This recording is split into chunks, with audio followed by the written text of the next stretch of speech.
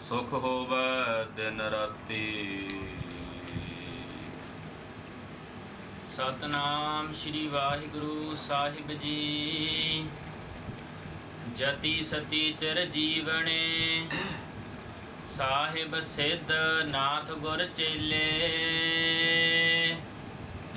ਦੇਵੀ ਦੇਵ ਰਖੀ ਸੁਰਾ, ਭੈਰੋ ਖੇਤਰਪਾਲ ਬਹੁ ਮੇਲੇ। ਜਤੀ ਸਤੀ ਚਿਰ ਜੀਵਣੇ, ਸਾਹਿਬ ਸਿੱਧ ਨਾਥ ਗੁਰ ਚੇਲੇ। ਦੇਵੀ ਦੇਵ ਰਖੀ ਸੁਰਾ, ਭੈਰੋ ਖੇਤਰਪਾਲ ਬਹੁ ਮੇਲੇ। ਵਾਹਿਗੁਰੂ ਜੀ ਕਾ ਖਾਲਸਾ, ਵਾਹਿਗੁਰੂ ਜੀ ਕੀ ਫਤਿਹ। ਸਤਿਗੁਰੂ ਗਰੀਬ ਨਵਾਜ ਦਇਆ ਨਿਧ ਅੰਤਰਯਾਮੀ ਨੌਵੇਂ ਪਾਤਸ਼ਾਹ ਧੰਨ ਸ੍ਰੀ ਗੁਰੂ ਤੇਗ ਬਹਾਦਰ ਸਾਹਿਬ ਜੀ ਮਹਾਰਾਜ, ਦਇਆ ਨਿਧ ਸਤਿਗੁਰਾਂ ਦੀ ਕਿਰਪਾ ਸਦਕਾ ਸਤਿਗੁਰਾਂ ਦੀ ਪਾਵਨ ਹਦੂਦ ਅੰਦਰ ਭਾਈ ਸਾਹਿਬ ਭਾਈ ਗੁਰਦਾਸ ਜੀ ਦੀਆਂ ਪਾਵਨ ਵਾਰਾਂ, ਜੋ ਸ੍ਰੀ ਗੁਰੂ ਗ੍ਰੰਥ ਸਾਹਿਬ ਜੀ ਮਹਾਰਾਜ ਜੀ ਦੀ ਪਾਵਨ ਪਵਿੱਤਰ ਗੁਰਬਾਣੀ ਦੀ ਕੁੰਜੀ ਹੈ, ਇਸ ਦੀ ਕਥਾ ਕਰਨ ਸੁਣਨ ਦਾ ਸੁਭਾਗ ਸਾਨੂੰ ਸਾਰਿਆਂ ਨੂੰ ਪ੍ਰਾਪਤ ਹੋ ਰਿਹਾ ਹੈ। ਅਸਲ ਕਾਰਨ ਇਸ ਪਾਵਨ ਗੁਰਬਾਣੀ ਨੂੰ ਵਿਚਾਰਨ ਦਾ ਇਹ ਹੈ ਕਿ ਮੇਰਾ ਆਪਣਾ ਨਿੱਜੀ ਸਵਾਰਥ ਹੈ। ਇਹ ਕਥਾ ਦੇ ਰੂਪ ਦੇ ਵਿੱਚ ਜਦੋਂ ਇਸ ਪਾਵਨ ਗੁਰਬਾਣੀ ਨੂੰ ਕਥਨ ਕਰਾਂਗੇ ਤਾਂ ਗੁਰਬਾਣੀ ਭਾਈ ਗੁਰਦਾਸ ਜੀ ਦੀ ਜਿਹੜੀ ਇਹ ਪਾਵਨ ਬਾਣੀ ਹੈ, ਉਹਦੀ ਵਿਚਾਰ ਉਹ ਸਾਡੀ ਸੁਰਤੀ ਦੇ ਵਿੱਚੋਂ ਦੀ ਗੁਜ਼ਰੇਗੀ। ਔਰ ਭਾਈ ਸਾਹਿਬ ਜੀ ਦੀਆਂ ਵਾਰਾਂ ਦਾ ਜੋ ਭਾਈ ਸਾਹਿਬ ਜੀ ਨੇ ਇਹਦੇ ਅੰਦਰ ਪਾਵਨ ਸਿਧਾਂਤ ਵਰਣਨ ਕੀਤਾ ਹੈ, ਉਹਦਾ ਸਾਨੂੰ ਬੋਧ ਪ੍ਰਾਪਤ ਹੋਵੇਗਾ। ਆਓ ਕੁਝ ਸਮੇਂ ਲਈ ਸੁਰਤੀਆਂ ਬਿਰਤੀਆਂ ਇਕਾਗਰ ਕਰੀਏ। ਭਾਈ ਸਾਹਿਬ ਜੀ ਦੀ ਪਾਵਨ ਪਹਿਲੀ ਵਾਰ ਇਹਦੀਆਂ 25 ਪੌੜੀਆਂ ਪਿੱਛੇ ਵਿਚਾਰੀਆਂ ਜਾ ਚੁੱਕੀਆਂ ਹਨ। 26ਵੀਂ ਪੌੜੀ ਪ੍ਰਾਰੰਭ ਹੋ ਰਹੀ ਹੈ। ਉਸ ਸਮੇਂ ਦੇ ਜਿਹੜੇ ਹਾਲਾਤ ਸਨ ਜਦੋਂ ਗੁਰੂ ਨਾਨਕ ਸਾਹਿਬ ਜੀ ਨੇ ਅਵਤਾਰ ਧਾਰਨ ਕੀਤਾ, ਉਹਦਾ ਵਰਣਨ ਕਰ ਰਹੇ ਨੇ। ਸਰਵਣ ਕਰੀਏ, ਗੁਰੂ ਚਰਨਾਂ ਵਿੱਚ ਆਪਣੀ ਹਾਜ਼ਰੀ ਲਵਾਈਏ। ਜਗਤ ਗੁਰੂ ਸ੍ਰੀ ਗੁਰੂ ਨਾਨਕ ਦੇਵ ਸਾਹਿਬ ਜੀ ਦੇ ਚਰਨਾਂ ਦਾ ਧਿਆਨ ਆਪਣੇ ਹਿਰਦਿਆਂ 'ਚ ਧਾਰਨ ਕਰਦੇ ਆਖੀਏ ਜੀ, ਸਤਨਾਮ ਸ਼੍ਰੀ ਵਾਹਿਗੁਰੂ ਸਾਹਿਬ ਜੀ। ਸਤਨਾਮ ਸ਼੍ਰੀ ਵਾਹਿਗੁਰੂ ਸਾਹਿਬ ਜੀ। ਸਤਨਾਮ ਸ਼੍ਰੀ ਵਾਹਿਗੁਰੂ ਸਾਹਿਬ ਜੀ। ਜਤੀ ਸਤੀ ਚਿਰ ਜੀਵਣੇ, ਸਾਹਿਬ ਸਿੱਧ ਨਾਥ ਗੁਰ ਚੇਲੇ। ਜਤੀ ਸਤੀ ਜਿਹੜੇ ਚਿਰੰਜੀਵੀ ਲੋਕ ਸਨ, ਲੰਮੀਆਂ ਉਮਰਾਂ ਵਾਲੇ, ਸਾਧਨਾ ਕਰਨ ਹਾਰੇ, ਵੱਡੇ ਵੱਡੇ ਸਿੱਧ ਪੁਰਸ਼ ਜਿਹੜੇ ਸਿੱਧੀਆਂ ਨੂੰ ਧਾਰਨ ਕਰਨ ਵਾਲੇ ਸਨ, ਨਾਥ ਜਿਹੜੇ ਕੰਨ ਪਾਟੇ ਜੋਗੀ ਸਨ, ਫਿਰ ਉਹਨਾਂ ਦੇ ਗੁਰੂ ਤੇ ਚੇਲੇ, ਇਹ ਜਿਤਨੇ ਵੀ ਹਨ। ਦੇਵੀ ਦੇਵ ਰਖੀ ਸੁਰਾ, ਭੈਰੋ ਖੇਤਰਪਾਲ ਬਹੁ ਮੇਲੇ। ਦੇਵੀਆਂ ਦੇਵਤੇ, ਵੱਡੇ ਵੱਡੇ ਰਖੀਸ਼ਵਰ, ਖੇਤਰਪਾਲ। ਭੈਰੋ ਜਿਹੜਾ ਹੈ, ਇਹਨੂੰ ਖੇਤਰਪਾਲ ਦਾ ਮਤਲਬ ਹੁੰਦਾ ਵੀ ਕਿਸ ਦਿਸ਼ਾ ਦਾ ਮੁਖੀਆ ਬਣਾ ਦੇਣਾ, ਉਹਨੂੰ ਖੇਤਰਪਾਲ ਆਖ ਦਿੰਦੇ ਨੇ। ਇਹਨਾਂ ਸਾਰਿਆਂ ਦੀ ਪੂਜਾ ਜਿਹੜੀ ਆ, ਬਾਤੇ ਜਿਹੜੇ ਇੱਦਾਂ ਦੇ ਲੋਕ ਸਨ, ਉਹਨਾਂ ਦੀ ਪੂਜਾ ਲੋਕ ਕਰ ਰਹੇ ਸਨ ਇਕੱਠੇ ਹੋ ਕੇ। ਉਹ ਇਸ ਪ੍ਰਕਾਰ ਨਾਲ ਇਹਨਾਂ ਨੂੰ ਲੋਕ ਪੂਜਿਆ ਜਾਣ ਕੇ ਇਕੱਠੇ ਕਰ ਰੱਖੇ ਹਨ। ਗਾਣ ਗੰਧਰਵ ਅਪਸਰਾ, ਕਿੰਨਰ ਜਖ ਚਲਤ ਬਹੁ ਖੇਲੇ। ਗਾਣ ਜਿਹੜੇ ਨੰਦੀ ਆਦਿਕ ਨੇ, ਇਸੇ ਤਰ੍ਹਾਂ ਸ਼ਿਵ, ਗੰਧਰਵ, ਅਪਛਰਾਵਾਂ, ਕਿੰਨਰ, ਜਖ, ਇਹ ਸਾਰੇ ਜਿਹੜੇ ਗੁਪਤ ਮੰਡਲ ਦੇ ਵਰਤਾਰੇ ਦੇ ਨੇ, ਕਹਿੰਦੇ ਇਹਨਾਂ ਸਾਰਿਆਂ ਦੀ ਖੇਡ ਜਿਹੜੀ ਆ ਉਹ ਖੇਡੀ ਜਾ ਰਹੀ ਸੀ ਸੰਸਾਰ ਵਿੱਚ। ਰਾਕਸ ਦਾਨੋ ਦੈਤ ਲੱਖ, ਆਦਰ ਦੂਜਾ ਭਾਉ ਦੁਹੇਲੇ। ਰਾਖਸ਼ ਦਾਨਵ ਦਨੂ ਦੇ ਪੁੱਤਰ, ਦੈਤ ਦਿਤੀ ਦੇ ਪੁੱਤਰ, ਇਹਨਾਂ ਤੋਂ ਇਲਾਵਾ ਇਹ ਲੱਖਾਂ ਦੀ ਗਿਣਤੀ ਵਿੱਚ ਸਨ। ਇਹਨਾਂ ਦਾਨਵਾਂ ਰਾਖਸ਼ਾਂ ਦੇ ਦੈਂਤਾਂ ਦੇ ਅੰਦਰ ਦੂਜਾ ਭਾਉ ਸੀ, ਜਿਸ ਦੂਜੇ ਭਾਉ ਕਰਕੇ ਦੁਹੇਲੇ ਇਹ ਦੁਖੀ ਹੋ ਰਹੇ ਸਨ। ਹਉਮੈ ਅੰਦਰ ਸਭ ਕੋ, ਡੁੱਬੇ ਗੁਰੂ ਸਣੇ ਬਹੁ ਚੇਲੇ। ਕਹਿੰਦੇ ਸਭ ਦੇ ਅੰਦਰ ਹੰਕਾਰ ਸੀ, ਹਉਮੈ ਸੀ। ਹਉਮੈ ਕਰਕੇ, ਹੈਂਕੜ ਕਰਕੇ, ਕਹਿੰਦੇ ਗੁਰੂਆਂ ਦੇ ਸਮੇਤ ਉਹਨਾਂ ਦੇ ਚੇਲੇ ਵੀ ਡੁੱਬ ਗਏ। ਜਿਹੜੇ ਕੱਚੇ ਪਿੱਲੇ ਗੁਰੂ ਹੁੰਦੇ ਆ, ਉਹ ਆਪ ਜਿੱਥੇ ਡੁੱਬਦੇ ਨੇ ਆਪਣੇ ਚੇਲਿਆਂ ਨੂੰ ਵੀ ਡੁੱਬ ਦਿੰਦੇ ਨੇ। ਉਹ ਜਿਵੇਂ ਕਹਾਵਤ ਹੈ ਨਾ, ਚਮ ਗਿੱਦੜਾਂ ਦੇ ਆਏ ਪ੍ਰਾਹੁਣੇ, ਜੈਸੇ ਹਮ ਲਟਕੇ ਤੈਸੇ ਤੁਮ ਲਟਕੇ। ਕਿਸੇ ਕਹਿੰਦੇ ਸਿਆਣੇ ਦੀ ਕਹਾਵਤ ਬਣਾਈ ਵੀ, ਚਮ ਗਿੱਦੜਾਂ ਦੇ ਘਰ ਪ੍ਰਾਹੁਣੇ ਆਏ। ਹੁਣ ਚਮ ਗਿੱਦੜ ਦਰਖਤਾਂ ਨਾਲ ਪੁੱਠੇ ਲਟਕਦੇ ਨੇ। ਉਹ ਆਖਣ ਵੀ ਅਸੀਂ ਕਿੱਥੇ ਆਰਾਮ ਕਰੀਏ। ਉਹ ਕਹਿੰਦੇ ਜਿਵੇਂ ਅਸੀਂ ਲਟਕੇ ਆਰਾਮ ਕਰਦੇ ਹਾਂ, ਤੁਸੀਂ ਵੀ ਇਦਾਂ।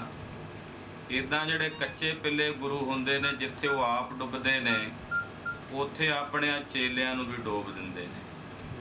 ਆਪ ਡੁੱਬੇ ਚਹੂ ਵੇਦ ਮੈਂ, ਚੇਲੇ ਦੀਏ ਬਹਾਏ। ਹਾਂਜੀ। ਗੁਰਮੁਖ ਕੋਏ ਨਾ ਦਿਸਈ, ਢੂੰਡੇ ਤੀਰਥ ਜਾਤਰੀ ਮੇਲੇ। ਕਹਿਣ ਲੱਗੇ ਜਿਹੜਾ ਕੋਈ ਗੁਰਮੁਖ ਤੀਰਥਾਂ ਦੇ ਉੱਤੇ ਜਾ ਕੇ, ਯਾਤਰਾਵਾਂ ਕਰਕੇ, ਮੇਲਿਆਂ ਵਿੱਚ ਜਾ ਕੇ ਢੂੰਡਿਆ ਵੀ ਸ਼ਾਇਦ ਕੋਈ ਗੁਰਮੁਖ ਮਿਲ ਜਾਏ, ਪਰ ਵਿਖਾਵੇ ਵਾਲੇ ਬਹੁਤੇ ਮਿਲੇ। ਜਿਨ੍ਹਾਂ ਅੰਦਰ ਕੇਵਲ ਹੰਕਾਰ ਤੇ ਹਉਮੈ ਸੀ ਵੀ ਅਸੀਂ ਹਾਂ, ਨਾਨੂ ਵਰਗੇ ਬੜੇ ਮਿਲੇ, ਪਰ ਕੋਈ ਚੰਗਾ ਸਾਧਕ ਨਾਮ ਜਪਣ ਵਾਲਾ ਗੁਰਮੁਖ ਉਹਨਾਂ ਤੀਰਥਾਂ ਦੇ ਕੰਢਿਆਂ ਦੇ ਉੱਤੇ ਨਹੀਂ ਮਿਲਿਆ, ਲੱਭਦਿਆਂ ਹੋਇਆਂ, ਭਾਲਦਿਆਂ ਹੋਇਆਂ। ਡਿੱਠੇ ਹਿੰਦੂ ਤੁਰਕ ਸਭ, ਪੀਰ ਪੈਗੰਬਰ ਕੌਮ ਕਤੇਲੇ। ਹਿੰਦੂਆਂ ਦੇ, ਮੁਸਲਮਾਨਾਂ ਦੇ, ਸਾਰੇ ਪੀਰਾਂ ਨੂੰ, ਪੈਗੰਬਰਾਂ ਨੂੰ, ਉਹਨਾਂ ਦੀਆਂ ਕੌਮਾਂ ਵੀ ਵੇਖੀਆਂ ਹੋਰਾਂ ਦੀਆਂ। ਕਤੇਲੇ ਜਿਹੜੇ ਉਸ ਵੇਲੇ ਜ਼ਾਲਮ ਬਣੇ ਹੋਏ ਸਨ, ਜਰਵਾਣੇ ਬਣ ਕੇ ਕਤਲ ਕਰ ਰਹੇ ਸਨ। ਅੰਧੀ ਅੰਧੇ ਖੂਹੇ ਠੇਲੇ। ਕਹਿਣ ਲੱਗੇ ਭਾਈ ਲੋਕਾਂ ਨੂੰ ਤਾਂ ਉਪਦੇਸ਼ ਦਿੰਦੇ ਸਨ ਬੜੇ ਬੜੇ ਬ੍ਰਾਹਮਣ, ਕਾਜੀ, ਮੌਲਵੀ, ਕਿ ਆਹ ਨਹੀਂ ਕੰਮ ਕਰਨਾ, ਆਹ ਨਹੀਂ ਕਰਨਾ, ਆਪ ਨਹੀਂ ਸੀ ਧਾਰਨ ਕਰਦੇ। ਦੁਨੀਆ ਨੂੰ ਕਹਿੰਦੇ ਸਨ ਅਵਰੈ ਕੋ ਉਪਦੇਸ਼ ਤੇ ਮੁਖ ਮੈਂ ਪਰ ਹੈ ਰੇਤ। ਦੂਜਿਆਂ ਨੂੰ ਉਪਦੇਸ਼ ਤਾਂ ਦ੍ਰਿੜ ਕਰਾ ਰਹੇ ਸਨ, ਪਰ ਆਪ ਉਸ ਉਪਦੇਸ਼ ਦੇ ਧਾਰਨੀ ਨਹੀਂ ਸੀ। ਇੱਦਾਂ ਕਹਿ ਸਕਦੇ ਆ ਵੀ ਆਪ ਅੰਨੇ ਸਨ ਤੇ ਅੰਨਿਆਂ ਨੇ ਅੰਨਿਆਂ ਨੂੰ ਖੂਹ ਵਿੱਚ ਧੱਕਾ ਮਾਰ ਦਿੱਤਾ। ਆ ਦੁਬਾਰਾ ਪੜੋ ਇਹ ਪੰਕਤੀ। ਅੰਧੀ ਅੰਧੇ ਖੂਹੇ ਠੇਲੇ। ਆਪ ਅੰਨੇ ਸਨ, ਕੇਵਲ ਜੋ ਧਰਮ ਗ੍ਰੰਥਾਂ 'ਚ ਲਿਖਿਆ ਉਹ ਸੁਣਾਈ ਤਾਂ ਜਾਂਦੇ ਸੀ, ਪਰ ਅਨੁਭਵ ਨਹੀਂ ਸੀ ਉਸ ਦਾ ਹਿਰਦੇ ਵਿੱਚ। ਆਪ ਅੰਨੇ ਸਨ ਤੇ ਅੰਨਿਆਂ ਨੇ ਅੰਨਿਆਂ ਨੂੰ ਖੂਹ ਦੇ ਵਿੱਚ ਠੇਲੇ। ਜਿਹੜੇ ਲੋਕ ਉਹਨਾਂ ਕੋਲ ਆਉਂਦੇ ਉਹ ਵੀ ਅੰਨੇ, ਉਹਨਾਂ ਨੂੰ ਖੂਹ ਦੇ ਵਿੱਚ ਸੁੱਟ ਦਿੱਤਾ, ਧੱਕ ਦਿੱਤਾ ਗਿਆਨਤਾ ਦੇ ਹਨੇਰੇ ਵਿੱਚ। ਸਤਿਗੁਰ ਨਾਨਕ ਪ੍ਰਗਟਿਆ, ਮਿਟੀ ਧੁੰਦ ਜਗ ਚਾਨਣ ਹੋਆ। ਹੁਣ ਮਹਾਰਾਜ ਸੱਚੇ ਪਾਤਸ਼ਾਹ ਜੀ ਇਹੋ ਜਿਹੇ ਸਮੇਂ ਜਦੋਂ ਇਹੋ ਜਿਹਾ ਵਰਤਾਰਾ ਸੀ, ਅੰਧਕਾਰ ਹੀ ਅੰਧਕਾਰ ਸੀ, ਗੁਰੂ ਨਾਨਕ ਸਾਹਿਬ ਜੀ ਸੂਰਜ ਬਣ ਕੇ ਪ੍ਰਗਟ ਹੋਏ। ਭਾਈ ਗੁਰਦਾਸ ਜੀ ਲਿਖਦੇ 27ਵੀਂ ਪੌੜੀ ਹੈ, ਪਹਿਲੀ ਵਾਰ ਦੀ। ਅਕਸਰ ਅਸੀਂ ਇਹ ਪੌੜੀ ਕੀਰਤਨ ਦੇ ਰੂਪ ਦੇ ਵਿੱਚ ਪੜ੍ਹਦੇ ਸੁਣਦੇ ਹਾਂ। ਸਤਿਗੁਰੂ ਨਾਨਕ ਪ੍ਰਗਟਿਆ, ਮਿੱਟੀ ਧੁੰਦ ਜਗ ਚਾਨਣ ਹੋਆ। ਸਤਿਗੁਰੂ ਗੁਰੂ ਨਾਨਕ ਸਾਹਿਬ ਸੱਚੇ ਪਾਤਸ਼ਾਹ ਜੀ ਸੂਰਜ ਦੇ ਸਮਾਨ ਪ੍ਰਗਟ ਹੋਏ। ਸਾਹਿਬ ਦੇ ਪ੍ਰਗਟ ਹੋਣ ਨਾਲ ਸੰਸਾਰ ਦੇ ਵਿੱਚ ਜਿਹੜੀ ਅੰਧ ਧੁੰਦ ਸੀ ਅਗਿਆਨਤਾ ਦੀ, ਵਿਕਾਰਾਂ ਦੀ, ਕਹਿੰਦੇ ਉਹ ਧੁੰਦ ਮਿਟ ਗਈ ਤੇ ਸਾਰੇ ਜਗਤ ਦੇ ਵਿੱਚ ਮਾਨੋ ਜਿਵੇਂ ਗਿਆਨ ਦਾ ਚਾਨਣਾ, ਗਿਆਨ ਦਾ ਸੂਰਜ ਉਦੇ ਹੋ ਗਿਆ ਹੋਵੇ। ਜਿਉ ਕਰ ਸੂਰਜ ਨਿਕਲਿਆ, ਤਾਰੇ ਛੱਪ ਅੰਧੇਰ ਪਲੋਆ। ਜਿਵੇਂ ਸੂਰਜ ਚੜ੍ਹਦਾ ਹੈ ਤੇ ਸੂਰਜ ਦੇ ਚੜ੍ਹਨ ਨਾਲ ਤਾਰੇ ਛੁਪ ਜਾਂਦੇ ਹਨ, ਤਾਰੇ ਛੁਪ ਜਾਂਦੇ ਨੇ, ਅੰਧਕਾਰ ਤੇ ਹਨੇਰਾ ਜਿਹੜਾ ਹੈ ਉਹ ਦੂਰ ਹੋ ਜਾਂਦਾ ਹੈ। ਇਸੇ ਤਰ੍ਹਾਂ ਗੁਰੂ ਨਾਨਕ ਸਾਹਿਬ ਦੇ ਪ੍ਰਕਾਸ਼ ਧਾਰਨ ਕਰਨ ਦੇ ਨਾਲ ਸੰਸਾਰ ਦੇ ਵਿੱਚ ਜਿਹੜਾ ਵਿਦਿਆ ਤੇ ਅਗਿਆਨਤਾ ਦਾ ਹਨੇਰਾ ਸੀ ਤੇ ਪਖੰਡੀਆਂ ਰੂਪੀ ਤਾਰੇ ਜਿਹੜੇ ਚਮਕਦੇ ਸੀ, ਟਿਮਟਮਾਉਂਦੇ ਸਨ, ਥਾਂ ਥਾਂ ਤੇ ਦੰਭੀ ਪਖੰਡੀ ਬੈਠੇ ਸਨ, ਉਹ ਜਿਹੜੇ ਪਖੰਡੀਆਂ ਰੂਪੀ ਤਾਰੇ ਸਨ ਉਹ ਵੀ ਮਿਟ ਗਏ, ਉਹ ਵੀ ਛਪ ਗਏ। ਅਗਿਆਨਤਾ ਦਾ ਸਾਰਾ ਹਨੇਰਾ ਜਿਹੜਾ ਸੀ ਉਹ ਇੱਕ ਵਾਰੀ ਸਾਰੇ ਜਗਤ ਤੋਂ ਦੂਰ ਹੋ ਗਿਆ। ਸਿੰਘ ਬੁੱਕੇ ਮਿਰਗਾਵਲੀ ਭੰਨੀ ਜਾਏ ਨਾ ਧੀਰ ਤਰੋਆ। ਉਦਾਹਰਣ ਦਿੰਦੇ ਨੇ, ਕਹਿੰਦੇ ਜਿਵੇਂ ਸਿੰਘ ਸ਼ੇਰ, ਸਿੰਘ ਨਾਮ ਸ਼ੇਰ ਦਾ ਹੈ, ਜਿਵੇਂ ਸ਼ੇਰ ਬੁੱਗਦਾ ਨਾ, ਦਹਾੜਦਾ ਜਦੋਂ, ਤੇ ਸ਼ੇਰ ਦੀ ਭਵਕ ਦੇ ਨਾਲ ਕਹਿਣ ਲੱਗੇ ਉਸ ਵੇਲੇ ਹਿਰਨਾਂ ਦੀ ਡਾਰ ਭੱਜ ਜਾਂਦੀ ਆ, ਉਹਨਾਂ ਅੰਦਰ ਧੀਰਜ ਨਹੀਂ ਵੱਜਦਾ।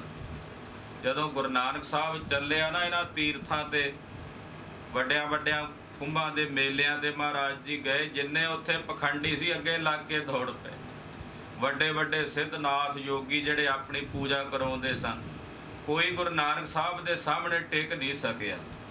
ਬੜੇ ਬੜੇ ਕਰਾਮਾਤੀ ਅਜਮਤੀ ਗੁਰੂ ਨਾਨਕ ਸਾਹਿਬ ਨੂੰ ਮਿਲੇ, ਪਖੰਡੀ ਮਿਲੇ, ਜਿਨ੍ਹਾਂ ਨੇ ਬੜੀ ਬੜੀ ਚਰਚਾ ਗੁਰੂ ਸਾਹਿਬ ਨਾਲ ਆ ਕੇ ਕੀਤੀ, ਪਰ ਸਤਿਗੁਰਾਂ ਦੀ ਭਵਕ ਦੇ ਸਾਹਮਣੇ, ਕਹਿੰਦੇ ਜਿਵੇਂ ਸ਼ੇਰ ਦੀ ਭਵਕ ਦੇ ਸਾਹਮਣੇ ਹਿਰਨ ਨਹੀਂ ਖਲੋਂਦੇ, ਇੱਦਾਂ ਵੱਡੇ ਵੱਡੇ ਪਖੰਡੀ ਮਹਾਰਾਜ ਗੁਰੂ ਨਾਨਕ ਸਾਹਿਬ ਦੇ ਸਾਹਮਣੇ ਖਲੋ ਨਹੀਂ ਸਕੇ, ਧੀਰਜ ਨਹੀਂ ਰੱਖ ਸਕੇ, ਸਭ ਨੂੰ ਦੌੜਨਾ ਪਿਆ ਅੱਗੇ ਲੱਗ ਕੇ। ਜਾਂ ਇਸ ਤਰ੍ਹਾਂ ਕਹਿ ਲਈਏ ਮਹਾਰਾਜ ਜੀ ਦੀ ਸ਼ਰਨ ਵਿੱਚ ਪੈਣਾ ਪਿਆ। ਜਿੱਥੇ ਬਾਬਾ ਪੈਰ ਧਰੇ ਪੂਜਾ ਆਸਣ ਥਾਪਣ ਸੋਆ। ਜਿੱਥੇ ਬਾਬਾ ਪੈਰ ਧਰ, ਜਿੱਥੇ ਸਤਿਗੁਰੂ ਗੁਰੂ ਨਾਨਕ ਸਾਹਿਬ ਜੀ ਨੇ ਆਪਣੇ ਪੈਰ ਚਰਨ ਰੱਖੇ, ਜਿੱਥੇ ਵੀ ਚਰਨ ਪਾਏ, ਉਹ ਥਾਵਾਂ ਗੁਰੂ ਖਾਲਸਾ ਜੀ ਸਿੱਖਾਂ ਲਈ ਪੂਜਣ ਯੋਗ ਹੋ ਗਈ। ਉਹ ਸਥਾਨ ਥਾਪਣੇ ਕਰਕੇ ਗੁਰਸਿੱਖਾਂ ਨੇ ਪੂਜਣੇ ਸ਼ੁਰੂ ਕਰ ਦਿੱਤੇ ਵੀ ਇੱਥੇ ਜਗਤ ਗੁਰੂ ਬਾਬਾ ਜੀ ਨੇ ਚਰਨ ਪਾਏ ਨੇ। ਜਿੱਥੇ ਜਿੱਥੇ ਵੀ ਮਹਾਰਾਜ ਜੀ ਨੇ ਚਰਨ ਪਾਏ ਨੇ, ਜਿੱਥੇ ਵੀ ਗੁਰੂ ਬਾਬਾ ਜੀ ਚਰਨ ਰੱਖਦੇ ਨੇ, ਉੱਥੇ ਪੂਜਾ ਦੇ ਆਸਣ ਥਾਪਣਾ ਹੋ ਗਏ, ਯਾਨੀ ਕਿ ਧਰਮਸ਼ਾਲਾਵਾਂ ਬਣ ਗਈਆਂ। ਸਤਿਗੁਰੂ ਜੀ ਜਿੱਥੇ ਜਿੱਥੇ ਗਏ, ਨਗਰਾਂ ਵਿੱਚ ਜਾ ਕੇ ਲੋਕਾਂ ਨੂੰ ਪ੍ਰੇਰਨਾ ਕਰਕੇ ਆਖਿਆ ਭਾਈ ਧਰਮਸ਼ਾਲਾ ਬਣਾਓ। ਜਿਵੇਂ ਅੱਜ ਕੱਲ੍ਹ ਆਪਾਂ ਗੁਰਦੁਆਰਾ ਕਹਿ ਦਿੰਦੇ ਆ, ਪਹਿਲਾ ਨਾਂ ਧਰਮਸ਼ਾਲ ਹੈ। ਉਹ ਧਰਮਸ਼ਾਲਾਵਾਂ ਬਣ ਗਈਆਂ ਜਿੱਥੇ ਲੋਕ ਇਕੱਤਰ ਹੋ ਕੇ, ਸੰਗਤ ਇਕੱਤਰ ਹੋ ਕੇ ਪਰਮੇਸ਼ਰ ਦਾ ਭਜਨ ਕਰਦੀ ਹੈ। ਸਿੱਧ ਆਸਣ ਸਭ ਜਗਤ ਦੇ ਨਾਨਕ ਆਦ ਮਤੇ ਜੇ ਕੋਆ। ਕਹਿੰਦੇ ਜਗਤ ਦੇ ਜਿਹੜੇ ਸਾਰੇ ਪ੍ਰਸਿੱਧ ਆਸਣ ਸਨ, ਅਸਥਾਨ ਸਨ, ਕਿਹਾ ਜਾਂਦਾ ਸੀ ਵੀ ਇਹ ਸਿੱਧਾਂ ਦੇ ਹਨ। ਜਦੋਂ ਸਤਿਗੁਰੂ ਜੀ ਉੱਥੇ ਗਏ, ਉਹ ਸਿੱਧ ਆਸਣਾਂ ਨੂੰ ਵੀ ਨਾਨਕ ਮਤੇ ਦਾ ਨਾਂ ਦੇ ਦਿੱਤਾ ਗਿਆ, ਯਾਨੀ ਕਿ ਸਤਿਗੁਰਾਂ ਦੇ ਨਾਂ ਨਾਲ ਉਹ ਧਰਤੀ ਪ੍ਰਗਟ ਹੋ ਗਈ। ਖਾਲਸਾ ਜੀ ਯੂਪੀ ਦੇ ਵਿੱਚ ਗੁਰਦੁਆਰਾ ਨਾਨਕ ਮਤਾ ਸਾਹਿਬ ਹੈ। ਜਦੋਂ ਇੱਥੇ ਗਏ ਦਾ ਪਹਿਲਾ ਨਾਂ ਗੋਰਖ ਮਤਾ ਸੀ, ਸਿੱਧਾਂ ਦਾ ਟਿੱਲਾ ਸੀ ਇੱਥੇ। ਗੁਰੂ ਪਾਤਸ਼ਾਹ ਗਏ, ਕਹਿਣ ਲੱਗੇ ਜੀ ਇਹ ਸਾਡੀ ਧਰਤੀ। ਮਹਾਰਾਜ ਕਹਿੰਦੇ ਧਰਤੀ ਤਾਂ ਪਰਮੇਸ਼ਰ ਦੀ ਆ, ਉਹਨੂੰ ਪੁੱਛੋ ਵੀ ਕਿਹਦੀ ਹੈ। ਇਹਨਾਂ ਨੇ ਬੜਾ ਇੱਕ ਪ੍ਰਕਾਰ ਦਾ ਪਖੰਡ ਕੀਤਾ। ਧਰਤੀ ਥੱਲੇ ਇੱਕ ਬੱਚਾ ਦੱਬ ਕੇ ਨਾ ਉੱਤੋਂ ਉਹਨੂੰ ਢੱਕ ਦਿੱਤਾ ਤੇ ਆਵਾਜ਼ ਮਾਰ ਕੇ ਪੁੱਛਦੇ ਧਰਤੀ ਕਿਹਦੀ ਆ? ਕਹਿਣ ਲੱਗੀ ਮੈਂ ਗੋਰਖ ਦੀ ਆ। 2 ਵਾਰੀ ਬੋਲਿਆ ਮਹਾਰਾਜ ਜੀ, ਕਹਿਣ ਲੱਗੇ ਅਜੇ ਵੀ ਬੋਲਦਾ? ਉਹ ਕਹਿੰਦੇ ਵਿੱਚੋਂ ਉਹਨੂੰ ਕਿਤੇ ਸਰਪ ਡੱਸਿਆ ਤੇ ਉਹਦੀ ਮੌਤ ਹੋ ਗਈ, ਆਵਾਜ਼ ਨਹੀਂ ਆਈ। ਫਿਰ ਕਹਿੰਦੇ ਹੁਣ ਪੁੱਛੋ ਧਰਤੀ ਕਿਹਦੀ ਆ? ਧਰਤੀ ਨੇ ਬੋਲ ਕੇ ਦੱਸਿਆ ਮੈਂ ਗੁਰੂ ਨਾਨਕ ਸਾਹਿਬ ਦੇ ਚਰਨਾਂ ਦੀ ਦਾਸੀ ਹਾਂ। ਉੱਥੇ ਫਿਰ ਇਸ ਜਗ੍ਹਾ ਦਾ ਨਾਮ ਸ੍ਰੀ ਨਾਨਕ ਮਤਾ ਕਰਕੇ ਪ੍ਰਸਿੱਧ ਹੋ ਗਿਆ। ਯਾਨੀ ਕਿ ਜਿੱਥੇ ਜਿੱਥੇ ਵੀ ਸਤਿਗੁਰੂ ਜੀ ਗਏ, ਜਿਹੜੇ ਵੱਡੇ ਵੱਡੇ ਸਿੱਧ ਸਥਾਨ ਸਨ, ਪ੍ਰਸਿੱਧ ਸਥਾਨ ਸਨ, ਉੱਥੇ ਨਾਨਕ ਮਤਾ ਯਾਨੀ ਕਿ ਗੁਰੂ ਧਾਮ ਬਣ ਗਏ, ਧਰਮਸ਼ਾਲਾਵਾਂ ਬਣ ਗਈਆਂ, ਮਹਾਰਾਜ ਜੀ ਦੇ ਸਥਾਨ ਬਣ ਗਏ, ਘਰ ਘਰ ਵਿੱਚ ਧਰਮਸ਼ਾਲਾ ਬਣ ਗਈ। ਘਰ ਘਰ ਅੰਦਰ ਧਰਮਸਾਲ ਹੋਵੇ ਕੀਰਤਨ ਸਦਾ ਵਿਸੋਆ। ਘਰ ਘਰ ਵਿੱਚ ਧਰਮਸ਼ਾਲਾਵਾਂ ਬਣ ਗਈਆਂ, ਹਰ ਨਗਰ ਦੇ ਵਿੱਚ ਧਰਮਸ਼ਾਲਾਵਾਂ ਬਣ ਗਈਆਂ। ਤੇ ਕਹਿੰਦੇ ਜਿੱਥੇ ਲਗਾਤਾਰ ਨਿਰੰਤਰ ਵਾਹਿਗੁਰੂ ਪਰਮੇਸ਼ਰ ਅਕਾਲ ਪੁਰਖ ਦੀ ਪਵਿੱਤਰ ਪਾਵਨ ਗੁਰਬਾਣੀ ਦਾ ਕੀਰਤਨ ਹੁੰਦਾ ਹੈ। ਵਿਸਾਖੀ ਦੇ ਜੋੜ ਮੇਲੇ ਮਨਾਉਣੇ ਸ਼ੁਰੂ ਕਰ ਦਿੱਤੇ, ਵਿਸੋਆ ਵਿਸਾਖੀ ਨੂੰ ਕਹਿੰਦੇ ਆ।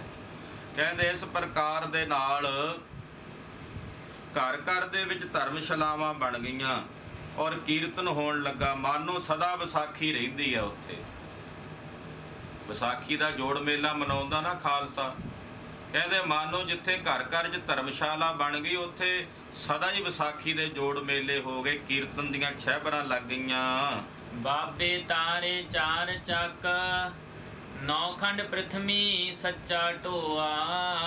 ਗੁਰੂ ਬਾਬੇ ਨੇ ਚਾਰੇ ਚੱਕ ਤਾਰ ਦਿੱਤੇ। ਚਾਰ ਚੱਕ ਦਾ ਮਤਲਬ ਚਾਰ ਦਿਸ਼ਾਵਾਂ। ਅੱਜ ਵੀ ਅਸੀਂ ਉਹ ਸਾਰੀ ਧਰਤੀ ਦਾ ਖਾਲਸਾ ਜੀ ਅੰਤ ਨਹੀਂ ਪਾ ਸਕੇ ਜਿੱਥੇ ਜਿੱਥੇ ਗੁਰੂ ਬਾਬਾ ਜੀ ਨੇ ਚਰਨ ਪਾਏ।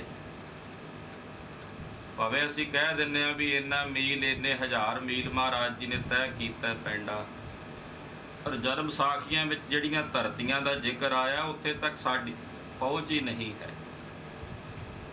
ਕਿੱਥੇ ਕਾਕ ਪਸੁੰਡ ਰਿਸ਼ੀ ਰਹਿੰਦਾ, ਕਿੱਥੇ ਧਰੂ ਵਰਗੇ ਭਗਤਾਂ ਨੂੰ ਜਾ ਮਿਲਦੇ ਨੇ ਸਤਿਗੁਰੂ ਜੀ, ਉਹਨਾਂ ਦਾ ਅੰਤ ਹੀ ਕੋਈ ਨਹੀਂ ਹੈ।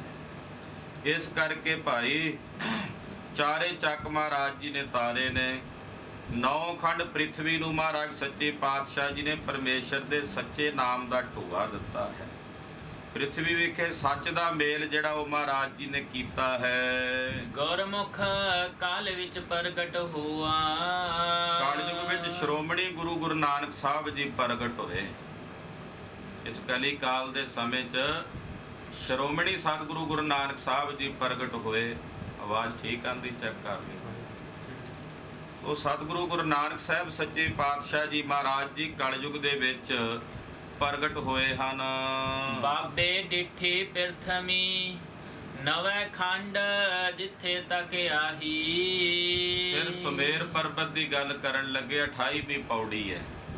ਕਹਿੰਦੇ ਸਤਿਗੁਰੂ ਬਾਬਾ ਜੀ ਨੇ, ਗੁਰੂ ਬਾਬਾ ਜੀ ਨੇ, ਧੰਨ ਗੁਰੂ ਨਾਨਕ ਸਾਹਿਬ ਜੀ ਨੇ 9 ਖੰਡਾਂ ਵਾਲੀ ਸਾਰੀ ਜਿਹੜੀ ਧਰਤੀ ਹੈ ਉਹ ਜਿੱਥੋਂ ਤੱਕ ਸੀ ਉਹ ਵੇਖੀ ਹੈ। ਜਿੱਥੋਂ ਤੱਕ ਸੀ ਨਾ ਇਹ ਧਰਤੀ, ਉਹ ਸਾਰੀ ਧਰਤੀ ਗੁਰੂ ਨਾਨਕ ਸਾਹਿਬ ਜੀ ਨੇ ਵੇਖੀ ਹੈ, ਜਿਹੜੀ ਇਹ 9 ਖੰਡ ਪ੍ਰਿਥਵੀ ਹੈ। ਫਿਰ ਜਾਏ ਚੜਿਆ ਸੁਮੇਰ ਪਰ, ਸਿੱਧ ਮੰਡਲੀ ਦ੍ਰਿਸ਼ਟੀ ਆਈ। ਸਤਿਗੁਰੂ ਜੀ ਸੁਮੇਰ ਪਰਬਤ ਤੇ ਜਾ ਚੜੇ, ਜਿੱਥੇ ਸਿੱਧਾਂ ਦੀ ਮੰਡਲੀ ਰਹਿੰਦੀ, 84 ਸਿੱਧ ਰਹਿੰਦੇ ਸਨ। ਸੁਮੇਰ ਪਰਬਤ ਤੱਕ ਗਮਤਾ ਨਹੀਂ ਸੀ ਹੁੰਦੀ ਕਿਸੇ ਸਧਾਰਨ ਵਿਅਕਤੀ ਦੀ। ਸਿੱਧ ਆਪਣੀ ਕਰਾਮਾਤ ਦੇ ਬਲ ਨਾਲ ਉੱਥੇ ਪਹੁੰਚਦੇ ਸਨ।